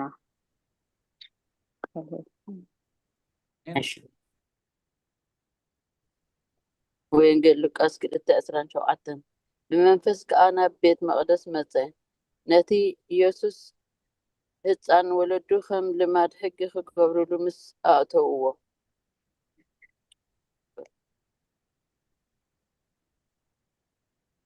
እሺ ወንጌል ሉቃስ ምዕራፍ 2:17 أو 42 كعلا بدحريا ألا تخزلا أنا دي خمي خايب كان نو نمام معمولو الشيء وانجيل بس كمعرف كلته كابر بعن كلتن كساعة 5 بينا قطر كساعة 5 كان نركا كن الشهر كان باي نسود 10 كلتا عامت مسكونة خاء كم تسرعات بعال نبي يروسالم ديبو مسكن ودي الله قطر 5 كان بينا በበይነ ንጌሩ هذا 52 يا زلمه امبر 53 يلا እሺ ታይፒን ኤረሪ ወላ 52 يا تموداتا አረ 52 አንብበያ يسوس كعاب قدم أملاخن سبن بطببن بقمتن بጸጋን ዓበየ አሜን ስለቀላት ምስጋና ንሳያ እዛ ቁጥሪ 5 ክሳብ ሙሉእ ሰብኣይ ድኸውን ኩሉ ስርዓት ህፃናት ፈፂሙ ሓለፈ እንድያ ትብል 42 52 ንገልፃ እየን ካልእ ተስምዐልና መምህር ሳራ ምዕራፍ 3 23 የሱስ በዓሉ ክምህር ምስ ጀመረ ኣስታት ወዲ 30 ዓመት ኣቢሉ ነበረ። ወዲ ዮሴፍ ከም ዝኾነ ከዓ ይመስሎም ነበረ። ወዲ ኤሊ እሺ ካልእ ተስምዐልና ኣብ ቁጥሪ 6 ዘላ ንባብና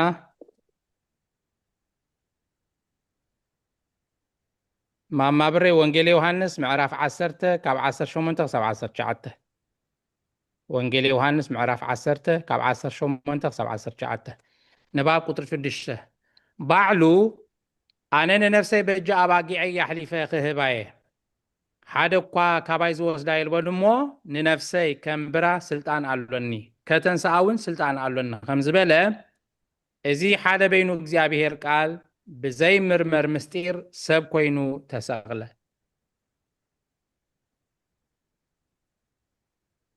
ዮሐንስ 10 ካብ 18 ክሳብ 19 እሺ ሽዑ እቲ ሊቀ ካህናት ኢየሱስ ብዛዕባ ደቂ መዛሙርቱ ትምህርቱን ሓተተ ኢየሱስ ከዓ መሊሱ ኣነ ንዓለም ብግህድ ክዛረብ ኩሉ ሳዕ ኣብቲ ኣይሁድ ዝእከብዎ ዘበለ ኣብ ቤት ጸሎትን ቤት መቅደስን እምህር ነይረ ሓንቲ እኳ ብሕቡእ ኣይተዛረብኩን ንምንታይ ደኣ 19 ሳይኮነትን ዮሐንስ ምዕራፍ 10 ካብ 18 እሺ 18 ባዕለይ እየ በጃ ዘሕልፋ እምበር ካባይ ዝወስዳ የልቦን በጃ ኣሕልፋ ስልጣን ኣሎኒ መሊሰ ክወስዳውን ስልጣን ኣሎኒ ነዚ ትእዛዝ እዚኣ ካብ ኣቦይ እየ እተቐበልክዋ ብዛዕባ እዚ ዘረባ እዚ ድማ ኣብ ማእከል ኣይሁድ ከም ብሓድሽ ምፍልላይ ይኮነ አሜን ኣራይ ቀፂለን ዘለዋ ንባባትና መምህር ትምኒት ዕብራውያን ምዕራፍ 2 ቁጥሪ 14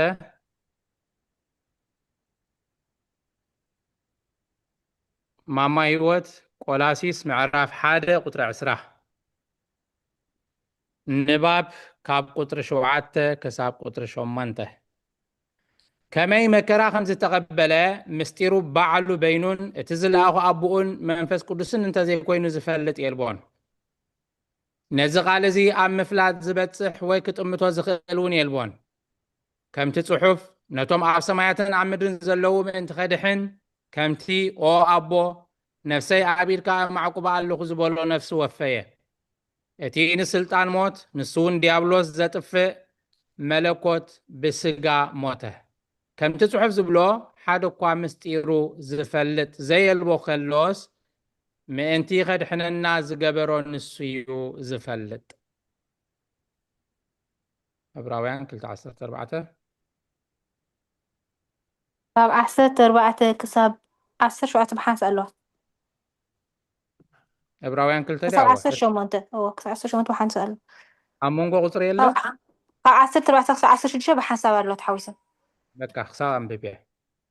ብዛዕባ ንዘረኣ ከማልዓሎ ገለ እያ መስለኒ እሺ ዕብራውያን ምዕራፍ 2 ካብ ቁጥሪ 14 ክሳብ 16 እምበኣርሲ ብሓቂ ንዘረአ ኣብርሃም ኣልዓሎ እምበር ንመላእኽትስ ኣየልዓሎምን እሞ እቶም ውሉድ ብደምን ስጋን ካብ ዝሓብሩስ ብሞቱ ነቲ ሓይሊ ሞት ኣብ ኢዱ ዝሓዘ ምእንቲ ክስዕር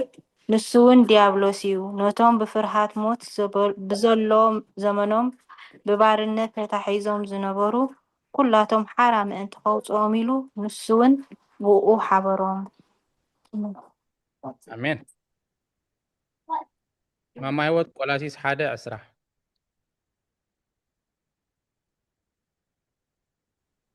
سوري وتصلغ حجام سوري حنسات صنعني تستعجب بتسني التليفون دابت واو بس اوكي واو I'm sorry guys كان دي أبقى استغفر كملنا قولات بس دي خالص أنا حكي ቆላሲስ 1:11 ክሳብ ትረክብያ ታሕቲአን ዘለዋ ጥቕሲ ክዕድለን ما ክትፀንሕ رخيبة يا إسرايت I'm sorry حادي قصري عسرة بو بدم مسكالو جيرو سلام مس جبر خا نتي أب مدر زلون أب سمايات زلون زبل خلو نرأسو تعارق وعيو آمين አሜን እሺ ቀፂላን ደለዋ ንባባትና ኣዴና ኣይና ዓለም መልእክቲ ጳውሎስ ናብ ሰብ ሮሜ ምዕራፍ 6 ቁጥሪ 4 ሮሜ أبيت رومي 6:4 እሺ እሺ ሓፍትና ሉላ ቀዳመይቲ መልእክቲ ጴጥሮስ ምዕራፍ 3 ካብ 19 ክሳብ 23 ማእማረ ዘነት ቀዳመይቲ መልእክቲ ጳውሎስ ናብ ሰብ ጢሞቴዎስ ምዕራፍ 6 ቁጥሪ 16 ንባብ ቁጥሪ 9 ብክብሪ ኣቦኡ ተንስአ ዘይሰዓር ጎይታን ንጉስን እሞ ነቶም ኣብ ሲኦል ዝነበሩ ነፍሳት ቅዱሳን ማረኸ بعبي كبر دمانا في سمايات عرقة باتي بزي فلاتن بزي فلاتن بزي مرمرن مستير كابك زيتنا قدس نقل ماريام زوسدو قدس سقوه خاء أبي يمان أبوه تغمته عدينا أين علم رومي شدشته قطر 4 እሺ ሰላም ከመይዚኹም እምበኣርከስ ሮሜ 6:4 እምበኣርሲ ከምቲ ክርስቶስ ብኩሉ ኣቦን ካብ ምዉታት ዝተንስአ ከምኡ ከዓ ንሕና ብሓዳስ ህይወት ምእንቲ ክንመላለስ ናብ ሞት ብጥምቀት ምስኡ ተቐበርና ክብርና ኣምላኽ ይኹን አሜን ሓፍትና ሉላ ቀዳማይ ጴጥሮስ ምዕራፍ 3 ካብ ቁጥሪ 19 ኦኬ ብኡ ከይዱ ድማ ነቶም ኣብ ቤት ማእሰርቲ ዝነብሩ መናፍስቲ ሰበኸሎም ትዕግስቲ ኣምላኽ ብመዓልታት ኖህ ምስ ተጸበየቶ እታ መርከብ ክትስራሕ ከላ ብኣኣ ሕደት ማለት 8 ነፍሳት ነፍሲ ብማይ ዝድሓነላ ማለት ነቶም ቀደም ዘይኣምኑስ ሰበኸሎም እቲ ማይ ድማ ሕጂ ብተምሳል ማለት ጥምቀት የድሕነኩም ኣሎ እዚ ከዓ ብትንሳኤ ኢየሱስ ክርስቶስ ልማኖ ሰናይ ሕልና ናብ ኣምላኽ እዩ እምበር ምሕፀቢ ረሳሓት ስጋ ኣይኮነን ንሱ ናብ ሰማይ ዓሪጉ ኣብ የማን ኣምላኽ ኣሎ ንዕኡ መላእክቲ ስልጣናትን ሓይልታትን ይግዝእዎ ኣለዉ ኣብ 22 እያ ትውድእ እሺ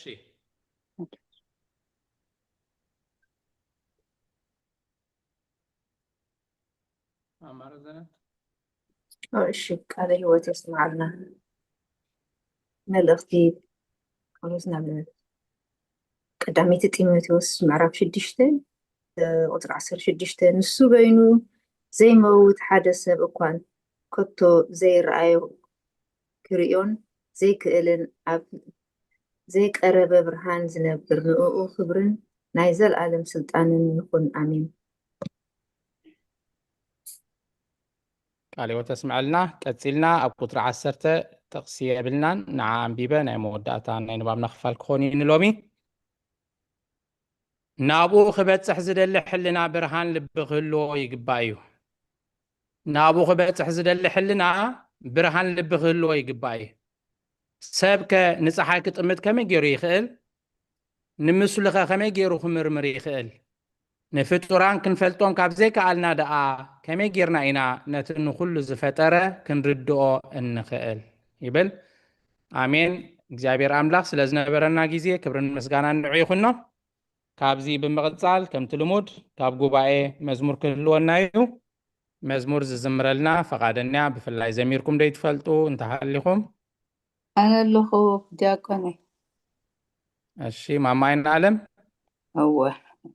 ማማ ብረይ እውን ኢዳ ሓፍ ኣቢላ ኣላ ሓዲኽን ድሓን ማማ ኣይነ ኣለም ሂበ ኣለኹ ኣይነ ኣለም ሓልተልያ ማዓሪፈ ከም ናይ ወደይ ማማ ለፍያ እንየለይ ከምሸት ሰላም ማሕበር መድሃኒ ዓለም ከመሲኹም ክብርና ኣምላኽ ይኹን።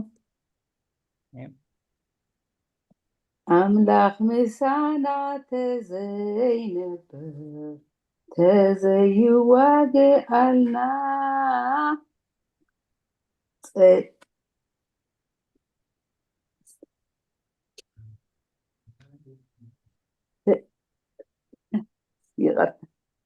ኣምላኽ ምሳና ተዘይነብር ተዘይዋግአልና ሓይሊ ጸላኢና በርቲዑ ካብ ምድሪ መጥፍኣና ስለዚ እግዚአብሔር ይመስገን ስለ ኩሉ ነገር ብብዙሕ ብሒደ ዝከኣሎ ምድሓን ኣምላኽ ምሳናዩ ዝደፍረና የድቦን ብኢዱ መሪሑ ኣብፂሑና ኣብዚ ፍሬና ንኽርኢ ይደልየና ሕጂ ኣምላኽ ምሳና ተዘይነብር ተዘይዋግአልና ሓይሊ ጸላኢና በርቲዑ ካብ ምድሪ መጥፍኣና ስለዚ እግዚአብሔር ይመስገን ስለ ኩሉ ነገር ሃገር አላትና ነባሪት ከተማ ብኽያት ሓዘን እህታ ዘይብላ ንጋደላለና ስጋዕና ኣትዋ ኣምላኽ ይርድኣና ኣብ ግዜ ድኻምና ኣምላኽ ምሳና ተዘይነብር ተዘይዋግአልና ሓይሊ ጸላኢና በርቲዑ ካብ ምድሪ መጥፍኣና ስለዚ እግዚአብሔር ይመስገን ስለ ኩሉ ነገር ተቃውሞ ማቕለ ሰራዊት ናይ ፈርዖን ብጎይታ ሰራዊት ከዓኑ ክንሪኦም ብብርቱዕ ድምፅና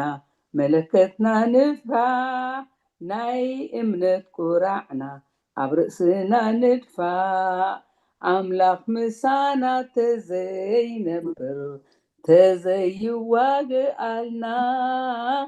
ሓይሊ ጸላኢና በርቲዑ ካብ ምድሪ መጥፍኣና ስለዚ እግዚአብሔር ይመስገን ስለ ኩሉ ነገር ክብሪ ምስጋና ንኣምላኽ ይኹን።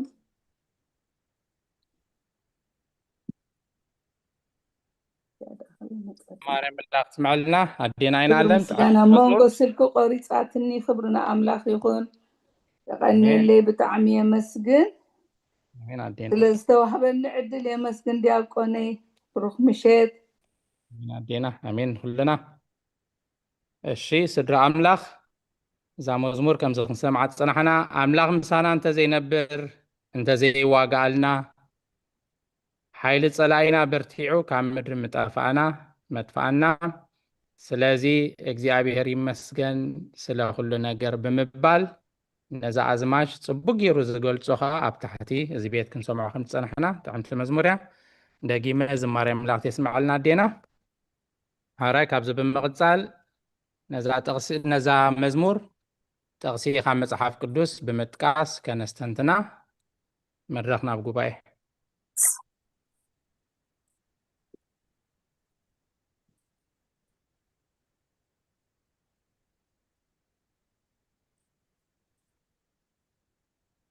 ዲያቆን ወደይ እሺ መምህር ሳራ መዝሙረ ዳዊት 124 ቁፅሪ 2 እሺ እግዚአብሔር ምሳና እንተዘይነብር ሰብ ክትንስኡና ከለዉ ህርቀቶም ኣብ ልዕሊና ክነድድ ከሎ ሽዑ ብሂወት ከለና መዋሓጡና ሽዑ መዓት መጥሓለና ውሒዝ ብልዕሊ ነፍስና መዋሓዘ አሜን ቃልዎ ተስማዕልና አሜን ትክክል ሰዓት ምንጭ ናይታ መዝሙር ዳዊት መበል 114 ቁጥሪ 2 ቃልዎ ተስማዕልና መምህር አሜን ዲያቆን ወደ ዳዊት 37 3 4 ሽማማ ብረይ በእግዚአብሔር ተማዕቆብ ሰናይ ድማ ግበር ኣብታ ሃገር ተቐመጥ እምነት ከኣድለ በእግዚአብሔርን ተሓጎስ ልብኻ ዝደልዩ ንሱ ክህበካ እዩ እቲ ኣሞስ 5 ምስኣ ነይራ ከይትበፅሓ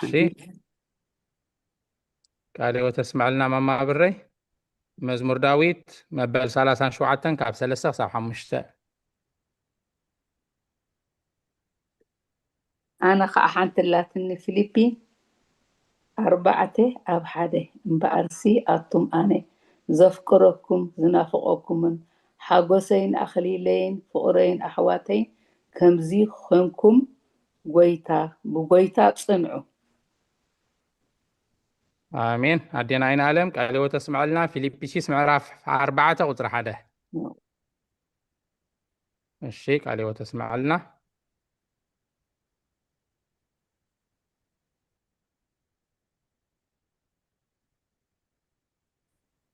እሺ ካልእ ኣላ ሓንቲ ላትና ኣነ ክፍትም ዲያቆን ወደይ ማማ ሂወታ እዋኒ ኣነ ኸዓኒ ኣብ ኢሳያስ 41 ቁፅሪ 10 ምሳኻ እሞ ኣይትፍራሕ ኣነ ኣምላኽ እሞ ኣይትሸበር ክበርትዓካ ክረዳእካ ብየማነቲ ኢደይ ጽድቀይ እውን ክድግፈካ እየ ኣሜን ታዘበተ ኣምላኽ ምሳና እንተዝኾንሲ ምን ምተዋጋኣልና ምን ምስ ረዳእና እያ ትብልታ መዝሙር እሞ ቴንኪዩ ኣይንዓለም ሓፍትና እሺ أنا لكنها أنت تأكد يكون هاي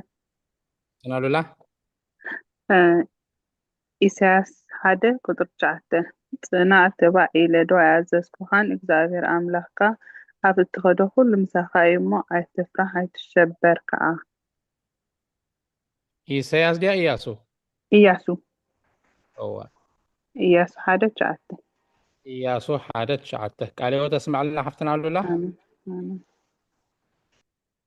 እሺ ካልኦት ተዳለና ተሓሊና أنت داخل بالدياقن ሽቦና زعت 15 ቁጥሪ 1 ሽዑ ሙሴን ደቂ እስራኤልን እዚ መዝሙር እዚ ንእግዚአብሔር ከምዚ ኢሎም ዘመርሉ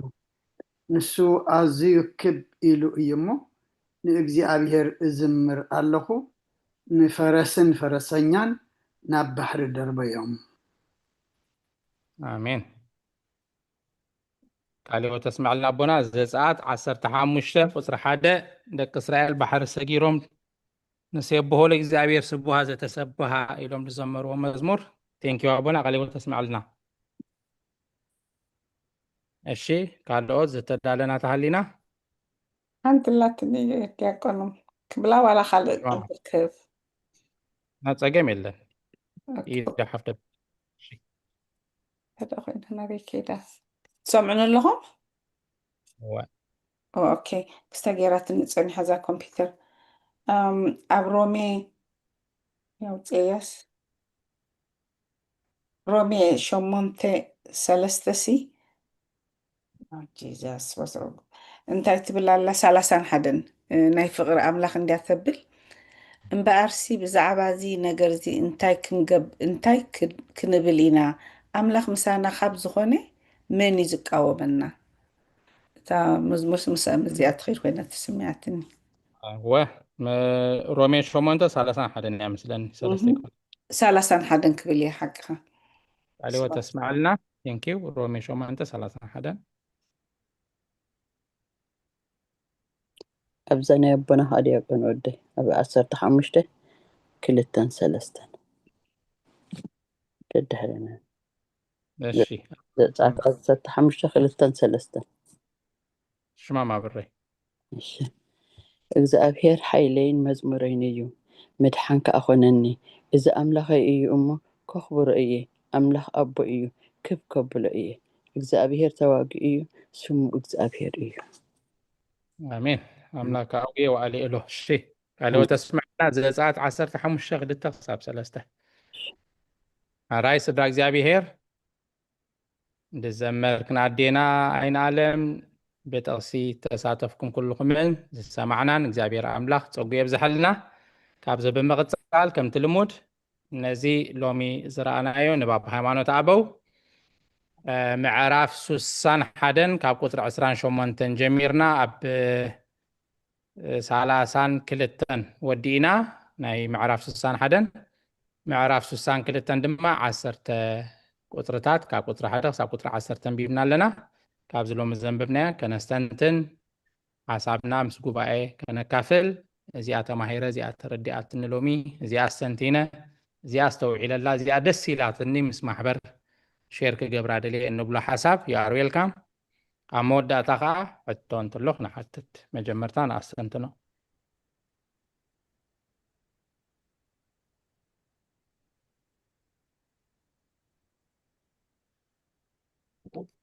ኣብ ስክሪን ኣለና ቁፅር ክንዲ እዚኣ ኣውፅልና ክትብሉ ንትኽእሉ ኢኹም ዳርኣኹም ተስተንትኑ ኣብ 61 ክፍሊ 3 ዲያቆን ወደይ 6 7 ምዕራፍ 61 61 ምዕራፍ 3 6 7 ምዕራፍ 61 ካብ 28 ኢና አንቢብና ሎሚ ካብ 28 ኣይነበርኩን እንዴ ሕጂ ኣቢለ ኣረ ካብ 28 ኢና ኣውፅያ ደለኹ ክፍሊ 5 ካብ 28 ጌርናያ ሎሚ ኣረ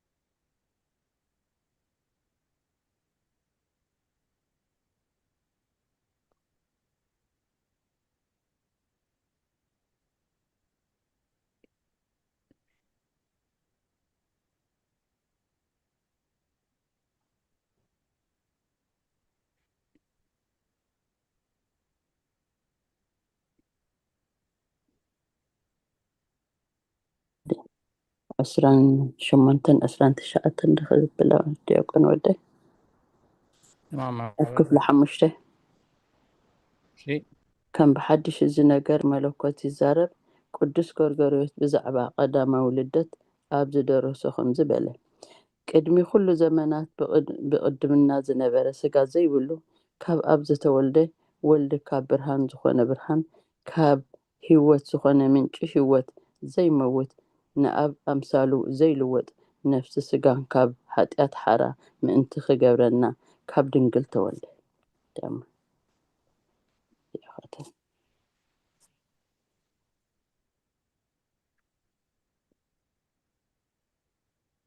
እሺ ማማ ብረይ እስኪ ቁርብ አብርህልና አራሽ አስተንፍ አረ እቅኑ ኩሉ ዘበናት በቅድሚ ዝነበረ ስጋ ዘይብሉ ካብ ኣብ ዝተወልደ ወልድን ካብ ብርሃን ዝኾነ ብርሃን ካብ ህይወት ዝኾነ ምንጪ ህይወት ዘይመውት ንኣብ ኣምሳሉ ዘይልወጥ ነፍስናን ስጋናን ካብ ሓጢኣት ሓራም ምእንቲ ክገብር ካብ ድንግል ተወልደ ጎይታናን መድሓኒናን ንዓና ሓራ ከውፅእ ዝኩሉ ካብ ኩሉ ካብ ኣብ ዝወልደ ንዓና ሓራ ከውፅእ ድማ ተበጀወልና ካብ ድንግል ካ ተወልደ አሜን። ቃልዮት ተስማዕልና ማማ ብረይ አሜን እሺ ካልኦት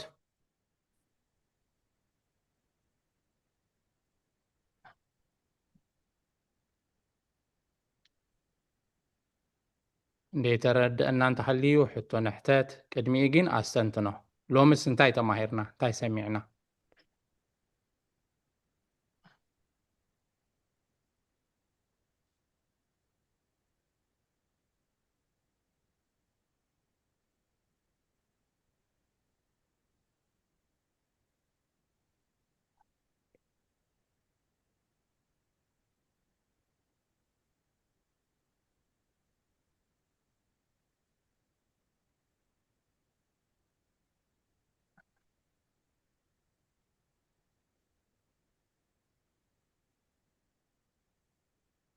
ክንበብ ከሎ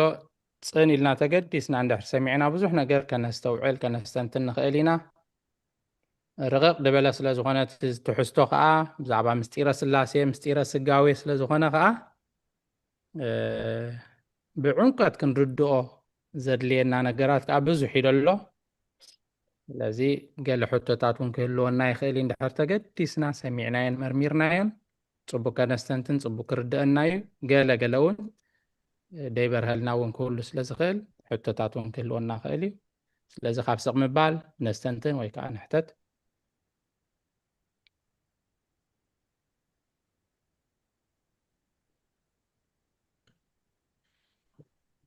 ወይ ከዓ ንኽሓተኩም ዶ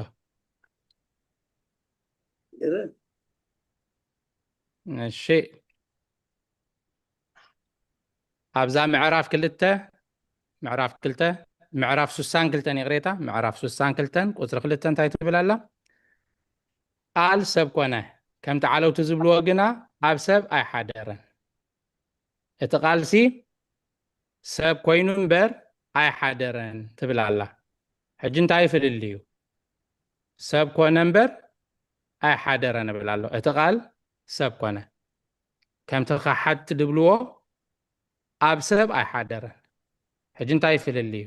ቃል ሰብ ኮነ ዲና ንብል ወይስ ኣብ ሰብ ሓደረ ኢና ንብል ኣብ ውዳሴ ማርያም ኣብ ካልእ ኣብ ብዙሕ ፅሑፋት ቃል ኣብ ሰብ ሓደረ ይኸውን ዘለዎ ሓቀደ ስለምንታይ በቲ ቃሉ ሰብ ኮነ ሕጂ ኣብዛ ፅሕፍቲ እንታይ ትብል ኣላ ከመይ ቃል ሰብ ኮነ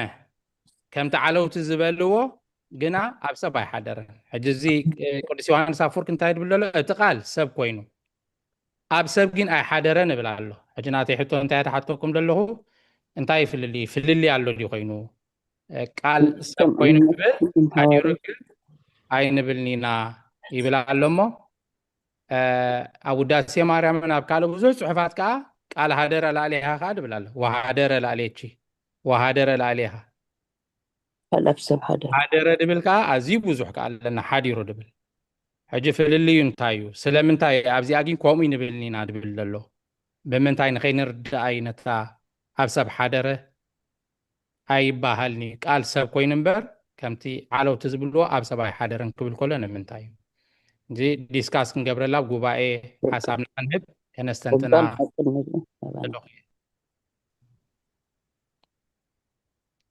እሺ ማማ ብረይ በዚኣ ፅብቕቲ ሰሚዐ ፀኒሐ ቃል ስጋ ኮነ ፀጋን ሓቅን መሊዎ ከዓ ኣባና ሓደረ ኣብዚኣ ከዓ ኣብ ሰብ ኣይሓደረን ትብል ኣላ ኣብ ውዳሴ ማርያም ኣብ ዚቃት ኣብ ገለ ብዙሕ ከዓ ሓደረ ድብል ከዓ ብዙሕ ኣለና እሞ እንታይ ይፍልል እዩ እንታይ ክብል ይደል እዩ ሕጂ ሰቂልና ኣንቢብናያ ጥራይ ምእንቲ ከይንሓልፍ እየ ከነስተውዕለሉ ክንበብ ከሎ ከነስተውዕለሉ ኣለና ብዛዕባ እዚኣ እስኪ ገለ ሓሳብ ተለና ኣብ መወዳእታ ቦታት ከብርህልና እንዲኦም جيزة لنا تندو دياكون حوال إيش ما مرة زنت ቃል ኣብ ሰብ ሓደረ ክብል ከሎ ድንግል ማርያም ብፍቃድ ኣምላኽን ኣብ ድንግል ማርያም ስለ ዝሓደረ እዩ ማለት እዩ ንዓይ ዝገልፅ ዘሎ ቃል ሰብ ኮነ ክብል ከሎ ግን እቲ ኣብ ወንጌል ዮሃንስ ነንብባ ኩሉ ግዜ እውን ቃል ሰብ ኮነ እቲ ቃል እዩ ሰብ ኮይኑ እግዚኣብሄር ባዕሉ ስለዝኾነ ባዕሉ ፈጣሪ ባዕሉ ተፈጣሪ ባዕሉ ኩሉ ስለ ስለዝኾነ ሲ ንዕኡ ሰብ ክንብሎ ይንኽእል ኢና ኣብ ሰብ ኣብ ድንግል ማርያም ስለዝሓደረ ግን ኣገላልፃ ጠፊኣት እንበር እታ ቃል ሰብ ኮነ ማለት ኣብ ድንግል ማርያም ብቃል እግዚኣብሄር እያ ጠኒሳ ወሊዳቶ ምስለኒ ንዓ ንምግለፂ እዩ ኣብዚ ክንሪኦ ከለና ቃል ሰብ ኣብ ሰብ ሓደረን ክበሃል ከለካ ባዕሉ ስለዝኾነ ንሱ ኣብ ካልእ ሰብ ኣይሓደረን ምርዳእ ቤት ምግላፅ ምካሲ ኢና ያለኹ شي دحان ጽቡቕ ሓሳብካ ምግላፅ ጽቡቕ እዩ ድተሰምዐና ሓሳብና ክንገልፅ ጽቡቕ እዩ ወላ ተተጋገና ኣቦታት መንጎና ስለ ዘለዉ ሽግር የብሉን ክእርሙና እዮም ሕራይ ኣብዚኣ ካልኦት እንታይ ሓሳብ ኣለኩም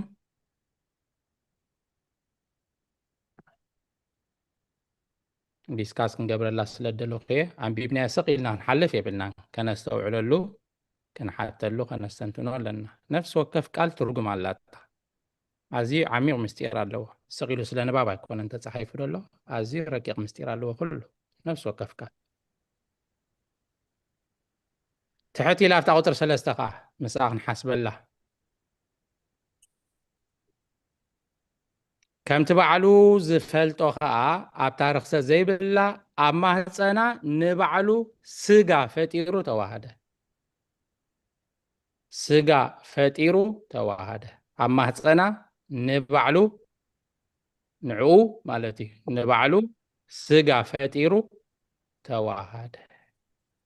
ሕጂ እንታይ ኢና ንብል ዘርአ ኣዳም እዩ ካብ ዘርአ ኣዳም ናብ ደቁ ዳበለ መፂኡ ካብ ዘርአ ኣዳም ተወሊዱ ካብ ድንግል ማርያም ካብ ስጋ ስጋ ካብ ነፍሳ ነፍሲ ተዋሃይዱ ፍጹም ኣምላኽ ፍጹም ሰብ ክርስቶስ ኢና ንብል ኣብዚኣ ከዓ ኣብ ማህፀና ንባዕሉ ስጋ ፈጢሩ ስጋ ኣዳም ደይኮነን እቲ ስጋ ድንግል ማርያም ወይስ ሓድሽ ስጋ ይፈጢሩ ኣብ ማህፀና ሓድሽ ነገር ፈጢሩ ዲ ሓንሳብና ኣዳም ዝፈጠሮ እሱ ደይኮነን ስጋ ብዘርአ ኣዳም ኣቢሉ ኣብ ድንግል ማርያም በፂሑ ብዘይ ዘር ሰባይ ድማ ካብ ድንግል ማርያም ካብ ስጋ ስጋ ካብ ነፍሳ ነፍሲ ወሲዱ ተዋሂዱ ከዓ ተወሊዱ ዘርአ ኣዳም ዘርአ ኣብርሃም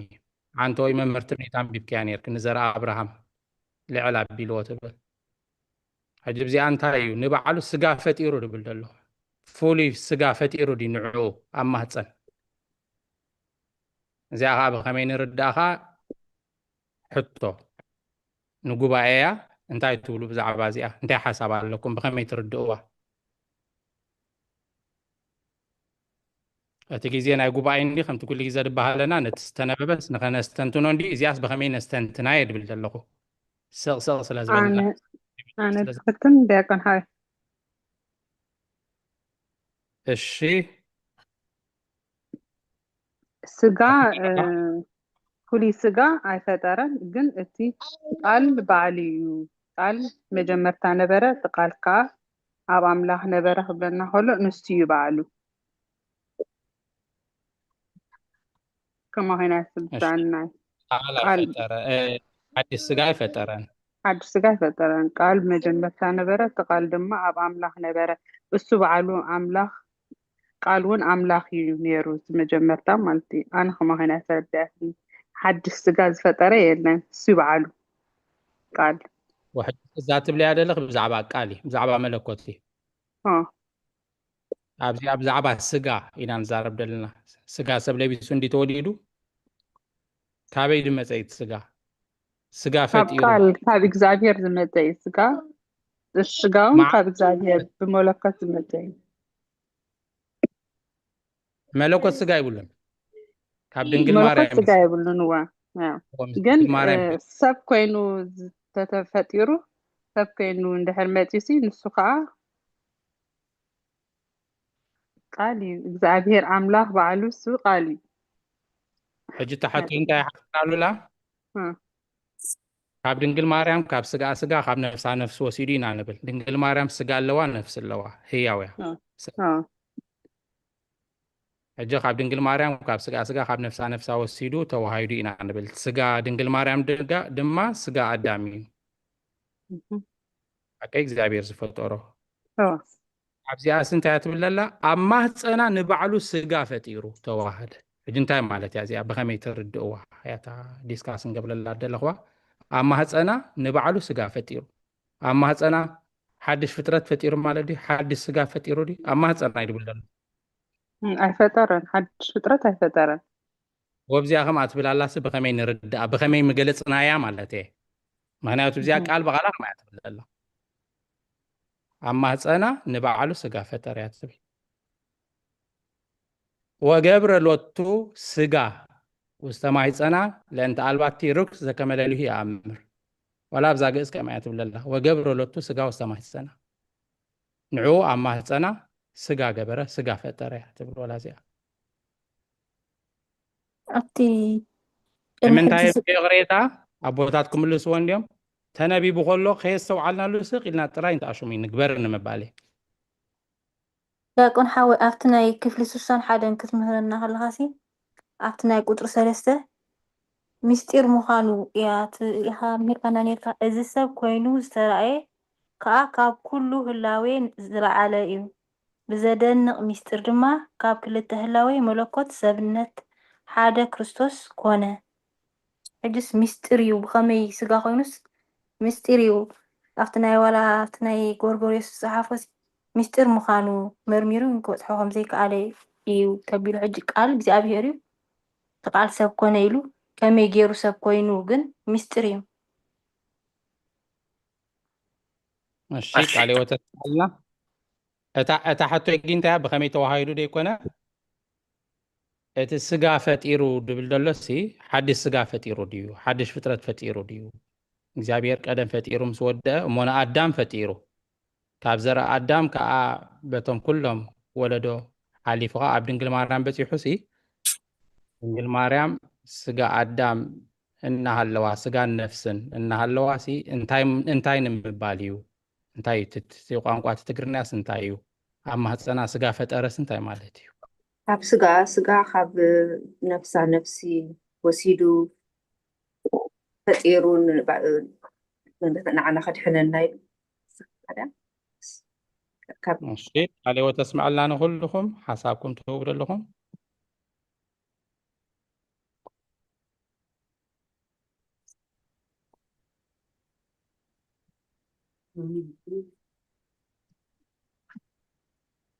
እሞ 7:35 ኮይና ኣላ ሬዲ እንተሃሊኹም ሓሳብ ደለኩም ሓሳብ ክህብ ሓሳብኩም ክሰምዕ ኣነሲ ክስታይ ኣብ ዲያቆኖ ኣብታ ዛትብላ ዘለኻሲ ኣብታ ገሊላ ኣብታ ገላትያን 4 ሲ ተነም ንዓኣት ትገልፅ እያ መስለኒታ 4:5 ዋላታ ትሕት ኢላ መን ኣንቢባታ ነይራትን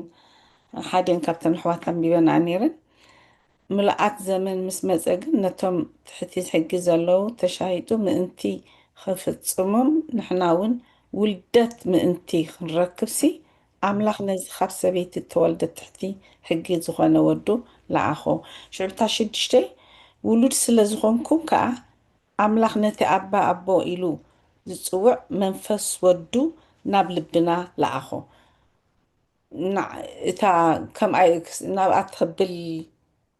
እታ ስጋ ፈጢሩሲ ናብ ልብና ንኽኣቱ ኮይና ተሰሚዓትኒ በር ሓድሽ ስጋ ፈጠረ ክንብል ኣይንኽእልን ኢና መስለኒ ቅድም ፈጢሩ እንድዩ ኣዳምን ሂዋንን እዋ ሕጂ እንታይ እዩ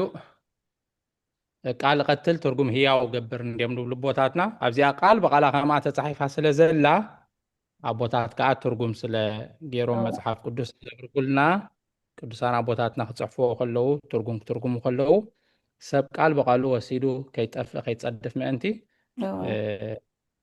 ካብተን ጥቅስታትን መረዳእታትን እናምፅኡ መብርህን መግለፂ ንገብሩሉ እዮም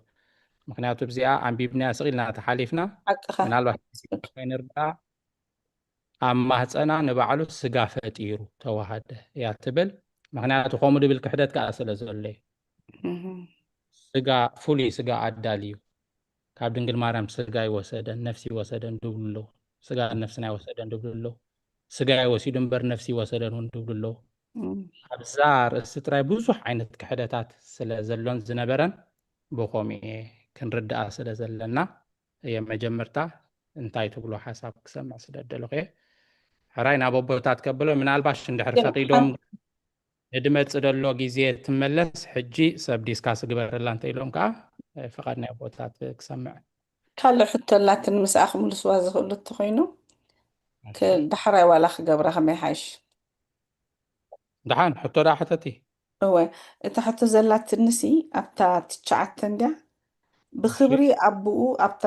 ቁፅሪ ትሽዓተ ብክብሪ ኣቦኡ ተንስአ ዘይሰዓር ጎይታን ንጉስን እዩ እሞ ነቶም ኣብ ሲኦል ዝነብሩ ነፍሳት ቅዱሳን ማረኸ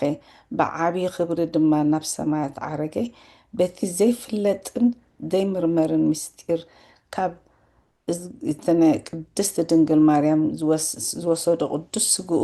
ከዓ ኣብ የማን ኣቦኡ ተቐመጠ ምዛ ሕጂ ንዛረባ ዘለና እውን ቁርብተይ ተብል ያ ግን ናታናተይ ሕቶ እንታይ ኣብታ ንጉስን እዩ እሞ ነቶም ኣብ ሲኦል ዝነበሩ ንፋሳትን ቅዱሳናትን ማረኸ ሲ እዚ ኣቁርተይ ክትበርሃለይ ማረኸ ክንብል ከለና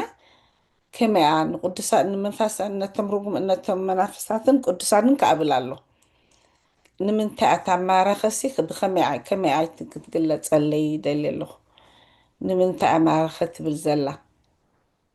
ቀዳማይ ጴጥሮስ 3:19 መን ይንቢብዋ ነይሩ ልዕል ኢልካ ካብ ቁጥሪ 18 ተንቢብከያ ኣብኣ ትህልያ ኣላ በኣ ኦኬ ወድሓን ክምልስዋ እዮም ግን ድሓን ቁጥሪ 9 ድሓን ከምብባ ኣሳዊን ጴጥሮስ ተነቢባ ትኸውን እቶም ኣብ ሲኦል ዝነበሩ ነፍሳት ቅዱሳን ማረኽ ነዋ ሕጂ ታሕቶኺ ንቅዱሳን ጥራይ ድዩ ናብ ሲኦል ዱ ንዖም ማሪትዎም ንዖም ኣውፂዎም ኤግዛክትሊ ንቅዱሳን ጥራይ ድዩ ሓሳን ደይኮነን ተሰቂሉ ንኩሉ ሲኦል ዝነበረ ደይኮነን ናብ ገነት That's my question. Thank you. هو نقول حساب حتى أيو عليه هو تسمع لنا ما يقول. Thank you.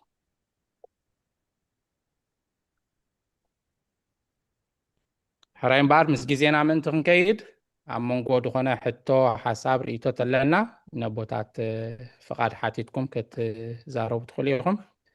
حراي أبوتاتنا مونقولنا له نزن كحتى تا بتصنع حتى تات أب قطر خلتن أب قطر سلسن أب قطر تشعات تنزلوا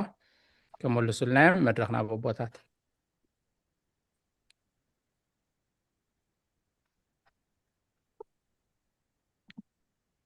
الشيء أبونا بمرجتان أبونا بملاك السلام من يمدلو مجمرتنا بمرجتنا مدرخ كعد مومي أبي ملاك السلام من كلاي من صلوت من تقبروا متيون كلا جيزة خاتم مرس من تخين بلو جيزينا مغطاب مجمرتا بمرجتا خمسنا بدحريب ونا بملاك السلام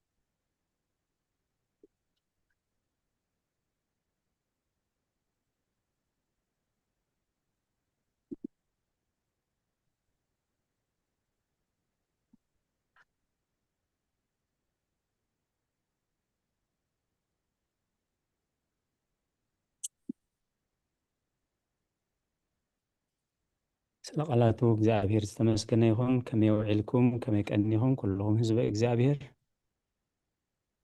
ብከምዚ ኣገልግሎት ክንራኸብ ዝረዳእና ዝፈቐደልና ልዑለ ባህሪ ፈጣሪና ኣምላክ ቅዱሳን ናይ ባህሪ ምስጋና ይብፅሓዮ ታናእስተንትኖ ክነስተውዕለሉ ነቲ ዝንበብ እንታይ እዩ ዝብል ዘሎ ክነስተውዕለሉ ክንክእል ምእንቲ ሓውና ዲያቆን መሓሪ ንሕቶ ከም ሕቶ ገይሩ ዘቕረበልና ኣብ ቁፅሪ 2 እተመልሲ ኣብ ቁፅሪ 2 الله أنت أتبل أنس كم أمنت وتم هواريات سماعتاتن تنكسع زعلتنا سنايز قبرو خمزة أمن كمي قال سب كونه كمتي على وتزبلوغنا أبسب بحادرن سلازي تا حدرت تبل كحدت نتا توهادة تبل حدرت مالت رايابا كاب سقا واي وسدن بقى كم نبرت كم قفوت التقيم الله زبل أزي حدا جنيا زخنا خدت مستي فصوم سب كنا زبل جت عرر سلازخنا نتا حدرت أنصار توهدو سلازخنا كاب سقا خاب نفس توهدو أكن نبال حاديرو قال سقا خنا سقان حق الملي وخا كونه حادره حتى وانجلي يوحنس سلازت نتا حدرت بال كحدت نعا نمرام يو كمان سوا مالتي أب قطري تشعته حبتنا هو زحتتها كنا سلسة لهكم نبعل سقافة إيرتو هذا تبل عليه هو تسمع لنا بناك زابير يدقفكم نعا مليسا نتا أنا قطر سلسة زلحتو أنا قطر قلتها زلتا نبعلو سقافة إيرتو هذا زبل نتا حدرت تبل مخنياتو انتا يزبل زلوك أكرمي زلتا تعملسي كما يقال سقا كونه كم تعلو تزبلوه قنا أبسب أي حدرن سلازي توهاده إنا نبلنبر حادر أي نبلنا مالت نعا خمسيتا سقافة إيرو إلو زلو مالت نتعمل سيلي أوزر السلستين بيبيا مالت بريهان تخينا قدرت الشعاتة بخبرو بقو تنسى زي السعر قويتان نقوس نيمو نتوما بسي الزنوبرو نفسات قدوسان مارخي سلازي ميتوم كاب زنوبرو سقا قدوسان كا تنسو أبتا ونجل كما يعتبل مالت سلازي اتوم نتي تنسى بقعات كوينوم زترخبو تسقاو النتو زأمنو زتنسحو يوم نابتي زلا على مورستي آتيوم مخنياتو دحرت نسائو بزعبا قوريه بزعبا قائل كزارب كله كم زيد حوني قاليس وزلو مالتي كابتا وانجيل كمتا زلاتا كابتا وانجيل ياتوسيدا مالتي نفسات ميتوم زنابرو نفسات قدوسان كا تنسؤ إلو وانجيل بنصري أقميت وزلو مالتي سلازي بجملة كل سب وبرقص نقول سب يمسي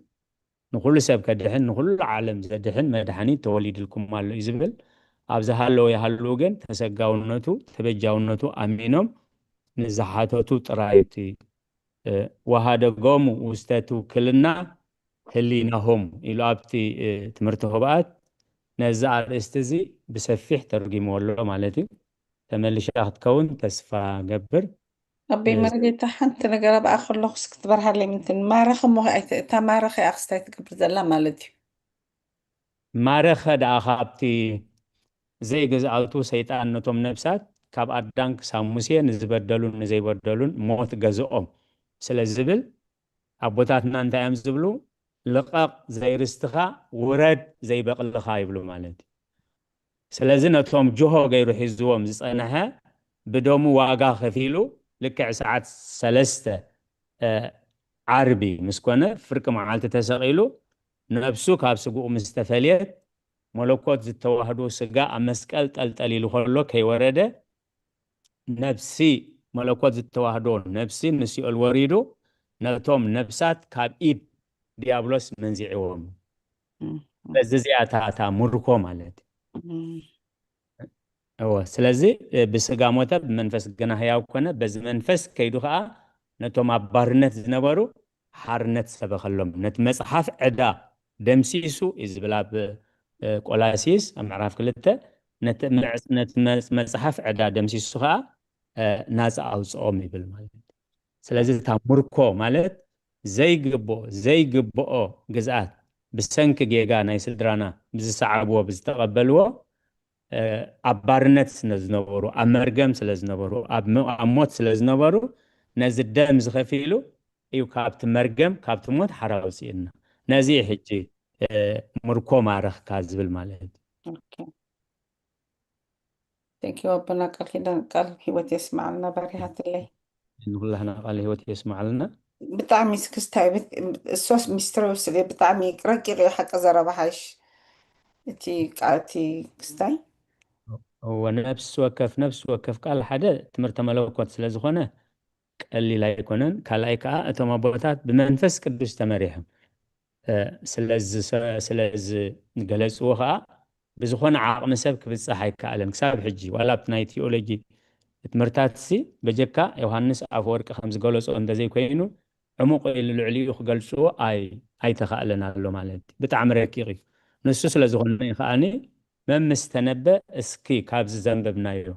بفلاي بدرو عم بيبنايو انت دا مسينا غزي غيرنا لومي ابينا يتتو كم زبلنا دياكون محاري حونا دياكون محار نغيرنا له ابتز حلفنا يا نايلومن ابتز مسا قديمنا ام بيبنايو دحر صنيحنا نخنا حتت نتتردانا خنردوخا ازي حغازي مالتي اي حق ثانك يو ربنا اذا نفس وكف قال اب قصب 30 قلتن انا زستنتنكم مستدلنا غزي خيوسدلكم اب تقداماي كبرت ارايا وهبنا ابز دحراي غنا نتا حسرت سغانا توهد كفترنا كله بمثلون ملكعون يفطيرنا يل كدحننا كله ግን ነቲ ውርደትና ለቢሱ ነቲ መከራና ለቢሱ ይዋድሕኑና ኢሉ እቲ ካብቲ ንዓለም ዝፈጠረሉ ጥበብስ ንዓለም ዘድሓነሉ ጥበብ ይዓቢ ዝበልዎ ቦታት ኣብ ሃይማኖት ኣበው ዓለም ዝፈጠረሉ ብመለኮታዊ ኃይሉ ማለት ዓለም ዘድሓነሉ ግን በተሰጋውነቱ በውርደቱ በሞቱ በስቃዩ በመግረፍቱ ማለት ስለ ቃላቱ እግዚአብሔር ተመስገነ ይሁን ምስት ዘለና ጊዜ አባና አንተ ተወሳኺት ፀቢያ ክትበረከም ሕቶ ከቅርባሲ እቶም ዝኣበሱን ዘይኣበሱን ሲ ቀነየሎም ሞት እንዲ ነይሩ ነቶም ዝበደሉን ዘይበደሉን ሲ ሞት ገዚእዎም ነበረ ሕጂ ምእንቲ ንኩሉ ሰብ ክትበርህ ኣብዚኣ ግና ነፍሳት ቅዱሳን ማዕረኸ ሕጂ እቲ ሞት እዩ ንኩሉ ንዝበደለን ዘይበደለን ገዚእዎ ነይሩ እምበር ዋላ ድሕሪ ስቕለት ክርስቶስ እውን ካብ ሞት ምስተንስአ ናብ ሲኦል ከይዱ ከውፅእ ከሎሲ ነቶም ነፍሳት ጻድቃን እዩ ኣውፅእ እምበር ነቶም ዝኣበሱሲ እዚ ናብ ኣይተማረኹን ኣይወፁን ዘስምዕ ድዩ ኣይተረዲእንላ ግን ክበርሃሉ ኢለ ነቲ ሰብ هو እግዚአብሔር መስገን እግዚአብሔር ይደግፍኩም አቦነ ንአበሰኛታት ንበደለኛታት እንዲሁ መሲዩ ግን በተሐድ ወዱ ዘአመነ ኢሉ በተሐድ ወዱ ዘአመነ ተን መሰረታው ንድሕነት ዝኾና ጎይታ ብርግጽ ንኩሉ ዓለም ተሰቂሉ ኣብ ወንጌል ዮሐንስ ምዕራፍ 3 ቁጥር 16 እንታይ ዝብል በተሐድ ወዱ ዘአመነ ናይ ዘለዓለም ህይወት ከረክብ እምበር ሓደ እኳ ከይጠፍእሲ ስለዚ ተሰጋውነቱ ተበጃውነቱ ድሕነቱ ዝኣመኑ ጌርጎኦም ኣሚኖም ከዓ ምሕረት ዝለመኑ ምሕረት ዝተጸበዩ ነዚኣቶም እቲ ምሕረት ተበቂዕዎም ማለት ነቶም ተሰጋውነቱ ዘይኣመኑ ተበጃውነቱ ዘይኣመኑ ሓጢኣቶም ዘይኣመኑ ግና እቲ ድሕነት ኣይበፅሖምን ማለት ንድሕረጅ ከዓ ክበፅሕኒ ብዘይ እምነት ብዘይ ንስሓ ማለት እግዚአብሔር ይደግፍኩም አቦና ከም ኣኳ ኣይኮነትን ኣቦና ተሓታይ እንታይ ኣብቲ ዘመን ኦሪሲ ንዝበደሉ እንደይበደሎም ቀነ ሞትሲ ገዚእዎም ከም ዝነበረ ኢና ንብል ሕጂ ኣብዚኣ ድማ ስጋ ቅዱሳን ድማ ምስተንስአ ድማ ማረኸ እዩ ዝብል ሕጂ ኩሉ ሞት ገዚእዎ ነሩ እዩ ሕጂ ክርስቶስ ድሕሪ ትንሳኤ ኣብ ሲኦል ኮይዱ ክማርኽ ከሎ ግን ንኩሉ ዝፀንሐ ዲስ ነቶም ዘይኣበሱ ዝነበሩ እዩ ክብል ኢለ ነቶም ዝኣበሱ ኣቢሶም ብተሰጋውነቱ ዝኣመኑ በጌጎኦም ኣሚኖም ዝተነስሑ ነዚኣቶም ነዘን ክልተአን ተንረቋሒታት ማለት ዘይኣበሰ እሞ የለን ኩሉ ስለ ዝኣበሰ ኩሉ መርገም ኣብ ሓጢኣት ስለ ዝኣተወ ብርግጽ ምስቲ ግዜና ዋላ ኣብቲ ሲኦል ከለዉ ለጻድቃን ነፍሳትዮም ምስ ለጻድቃን ውስተ እደ እግዚአብሔር ኢለከፎም ስቃይ ዋላ ኣብቲ ሲኦል ከለዉ ልክዕ ከምቲ ኣብ ኣናንያን ኣዛርያን ስልጣን ዘይነበሮ እቲ ሞት ኣብኣቶም ስልጣን ኣይነበሮምን ዝብል ካልእ ኣብ ጥበበ ሰሎሞን ተጻሒፉ ኣሎ ንሕጂ ኩላህና ክንርድኦ ምእንቲ ኩሎም ተሳተፍና ክንርድእዎ ግን ነቶም ብተሰጋውነቱ ዝኣመኑን ደጊኦም ኣሚኖም ከዓ ዝተነስሑ ኣብ ዝኾነ ቦታ ይኹኑ ማለት እዚኣቶም እዮም ስለዚ ንጻድቃን ጥራይ እዩ ኣድሒኑ ክንብዳይ ንኽእል ኢና ምክንያቱ ክስቀል ከሎ ንሓጥኣን ተሰቂሉ ኩሎም ሓጢኦም ክብሪ ኣምላኽ ከዓ ሲኢኖም በቲ ኢየሱስ ክርስቶስ ዝወሃብ በጃ ከዓ ዘለዓለም ጽድቂ ይረኽቡ ከማ ሐዋርያ ቅዱስ ጳውሎስ ኣብ ምዕራፍ 6 ሮሜ ማለት ስለዚ ምስ ሓጢና ሞት ምስ ኣተና ግን በቲ ተበጃዊ ምእማን በቲ ወዱ ዝኣመነ ሓጢኣትና ኣሚንና ከዓ ንስሓ ምሕታት ማለት በዝኾነ ደዘይ በሪሃ ዝመጽእ ግዜና ነጥብ ገና ክንሕዛ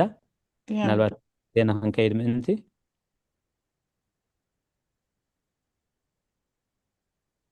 ኣቦና ናባኹም رأي أبونا دحان أتصبي أخبر بقى تحطوا بيننا مسكونا مهتبلوا أخو دحان نزمت أنا ونبنات بحزامك زي غير تفقدون إحنا نتلنا بزمت آمين تفقد لي بلبي مسجن بروح مشيت حافتنا يوت قلت بالدليان رامسلن أنا دحن ترى دحراب كستاخن جو كبلا عنو وينك ዶክተር ጽጋብ ከዓ ሓሳቡ ሂብሉ ቴክስ ሰዲድ ለይ ቅሬታ ዶንጌር እያ ከም ደላታ ሓለፋ ብዛዕባ እታ ኣብ ማህፀና ንባዕሉ ስጋ ፈጢሩ ተዋህደ ትብልሲ ብዘይ ዘርኢ ሰብኣይ ምክንያቱ ንሕና ክንውለድ ከለና ካብ ኣቦን ካብ ኣደን ኢና ንውለድ ናይ ክርስቶስ ግን ፍሉይ ልደቱ ካብ ድንግል ማርያም ጥራይ እዩ ብዘይ ዘርኢ ሰብኣይ ስለ ዝኾነ ብኸምኡ ንባዕሉ ስጋ ፈጢሩ ምባሉ ሲ ብዘይ ዘርኢ ሰብኣይ بس እዩ ኢሉ ሓሳቡ ይሁን ኣሎ እግዚአብሔር ፀጉ የብዛሕልካ ሓውና ዶክተር ጽጋብ እሺ ኣቦና መድረክና ባኹም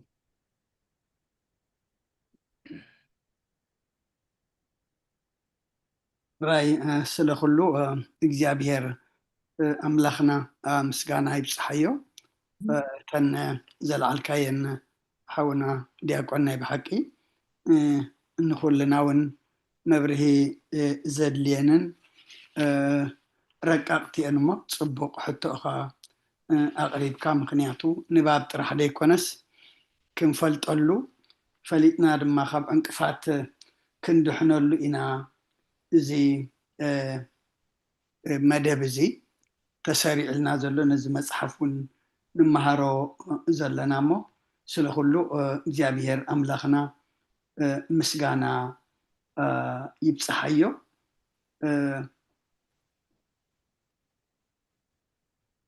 كل جزء أدارجا أبزته مهرنا يو إيمانة أبو وانجيل يوحنس معرف حادة كاب قصر حادة 17 17 شمانته كموين غلاطيا ملكتب أولوس نفسه غلاطيا معرف 4 قصر 4 قصري حمشتن أبوزح دارجا أبسولس زنبابسي نرخبانينا أما انتاي سلزغونا أن إذن تقسي زي أن كل جزية أبزا هيمانة أبو زم كل ما بوتات ببي جزي أمز صحفوه مستي ناتهم قال موكر سجرم تتقيم ملو نزبل نحناون بزيادة أبجزا نستنتنن وانجيل يوحنس معرف حادة كاب قصري حادة كساب 14 وكساب 18 زلو غلاطيا دما قصري معرف 4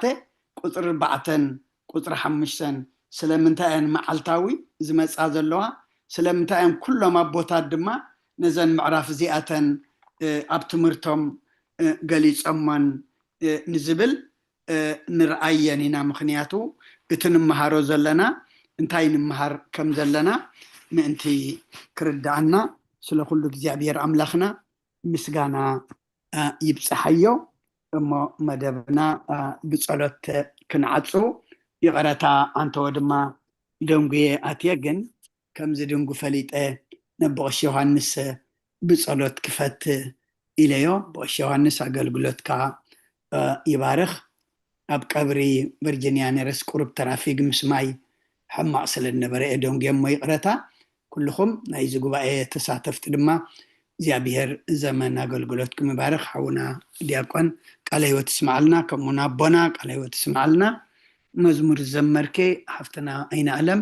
ዝማርየ መላእክቲ የስማዓልና። ነታ መዝሙር ብብዙሕ ጥቅሲ ዘሰነኹማ ከምኡውን ካብዚ ክንመሃሮ ዘምሰና ሕቶ ይኹን ኣስተንትኖ ድማ ንኩልና ጠቅም ሓሳብኩም ክትቡ ዘምሰኽን ንኩልኩም እግዚኣብሔር ዘመን ኣገልግሎትኩም ባርክ፣ ምሸትና ይባርኸልና። ቅዱስ እግዚኣብሔር ኣምላኽና ስለ ኩሉ ተመስገን። ጉባኤና ጉባኤ ቅዱሳን ግበረልና። ካብዚ ጉባኤ ኣምላኽና ክንረብሕ ፍልጠትና ክሰፍሕ ንዓኻ ክንፈልጥ ድማ ስኻ ሓግዘና። ከምዚ ጉባኤ ዝሰኣሉ ድማ ጉባኤ መንፈሳዊ መዓዲ ክፈተሎም ዝኣቲናዮ ዘለና ዓመት ኣምላኽና ዝያዳ ኩሉ ኣእምሮና ሰፊሑ ብቃልካ እንልወጠሉ ብቃልካ ብንስሓ እንሕደሰሉ ዘመን ድማ ግበረልና። ካብ ቅዱስ ዮሃንስ መጥምቅ በረኸት ረድኤት ክፈለና። ኣብ ሰማያት ትነብር ኣቦና ስምካ ይቀደስ፣ መንግስትካ ትምፃእ፣ ፍቃድካ ከምቲ ኣብ ሰማይ ከምኡ ድማ ኣብ ምድሪ ይኹን። ንዕለት መግብና ሎሚ ሃበና፣ ንሕና ንዝበደሉና በደሎም ከም ዝሓደግናሎም በደልና ንኣበሳና እንደገልና፣ ካብ ክፉእ ኣድሕነና እምበር ኣብ ፈተና ይተእትወና። መንግስትን ሓይልን ክብርን ንዘለኣለም ናትካ እማ ኣሜን። ኦ እግዝእትየ ማርያም ብናይ ቅዱስ ገብርኤል መልኣክ ሰላምታ ሰላም ለክለኹ፣ ብሕሊናኺ ድንግል ኢኺ ብስጋኹ እውን ድንግል ኢኺ። ኣደ እግዚኣብሔር ፀባኦት ጎይታ ሰራዊት ሰላም ለክለኹ፣ ንስኺ ካብ ኣንስቲ ብርክቲ ኢኺ፣ ፍረ ከርስኹም ብሩኽ እዩ። ኦ ምልእተ ፀጋ እግዚኣብሔር ምሳኺ እዩ። ኦ ፍስህቲ ደስ ይበልኪ፣ ሓጢኣትና ክሰርየልና ናብ ፍቱ ወድኺ ኢየሱስ ክርስቶስ ምእንታና ምሕረት ለምንልና ኣሜን። ይፍታህ ወይ ስረይ እግዚእና ኣምላክን ሙዳነ ኢየሱስ ክርስቶስ ካል ሊቀ ካህናት ሰራይ ኃጢአት ደምሳሲ ኣበሳ ወልዱ ለብሩ ከሳቴ ብርሃን አንቱም አብየ ካህናት ወአብየ ዲያቆናት እዱ አንሳይሩ ገጻናት በበስምክሙ ኩኑ ፍታኑን ጻነ የረሰንስ ክሏን ሰማያት ዚዮ መሐረነ ክርስቶስ መልዓ ሰርተክልተ ዚዮ መሐረነ ክርስቶስ ዚዮ መሐረነ ክርስቶስ ዚዮ መሐረነ ክርስቶስ ዚዮ መሐረነ ክርስቶስ ዚዮ መሐረነ ክርስቶስ ዚዮ መሐረነ ክርስቶስ ዚዮ መሐረነ ክርስቶስ ዚዮ መሐረነ ክርስቶስ ዚዮ መሐረነ ክርስቶስ ዚዮ መሐረነ ክርስቶስ ዚዮ መሐረነ ክርስቶስ ዚዮ መሐረነ ክርስቶስ كمون بنت اجزئتنا مريم مهرنا كرسوس مال عصر تغلطه بنت اجزئتنا مريم كرسوس بنت اجزئتنا مريم كرسوس بنت اجزئتنا مريم كرسوس بنت اجزئتنا مريم كرسوس بنت اجزئتنا مريم كرسوس بنت اجزئتنا مريم كرسوس بنت اجزئتنا مريم كرسوس بنت اجزئتنا مريم كرسوس بنت اجزئتنا مريم كرسوس بنت اجزئتنا مريم كرسوس بنت اجزئتنا مريم كرسوس بنت اجزئتنا مريم مهرنا كرسوس ጸጋ ጎይታና ኢየሱስ ክርስቶስን ፍቅሪ እግዚአብሔር አቦን ሕብረት መንፈስ ቅዱስን ኣብ ልዕለይና ኣብ ልዕሊ ኩልኩምን ኣብ ልዕሊ ኣብ ዘለናዮ ቦታን ቅፅፈን ድርብን ኮይኑ ይውረድ ብሩኽ ምሸት ይግበረልና ኩልኩም ድማ ዘመን ኣገልግሎትኩም ይባርኽ ክብርን ምስጋናን ንኣምላኽ ይኹን ብሩኽ ለይቲ አሜን አሜን አጀሚሩ ዘፈጸመና ልዑለ ባህሪ እግዚአብሔር አምላኽና ስሙ ይኽበር ይመስገን አሜን ቃል ህይወት አባታትና ብሩኽ ምሸት ኣምሲና ልዋም ላይ ተግበርልና ንኩልኩም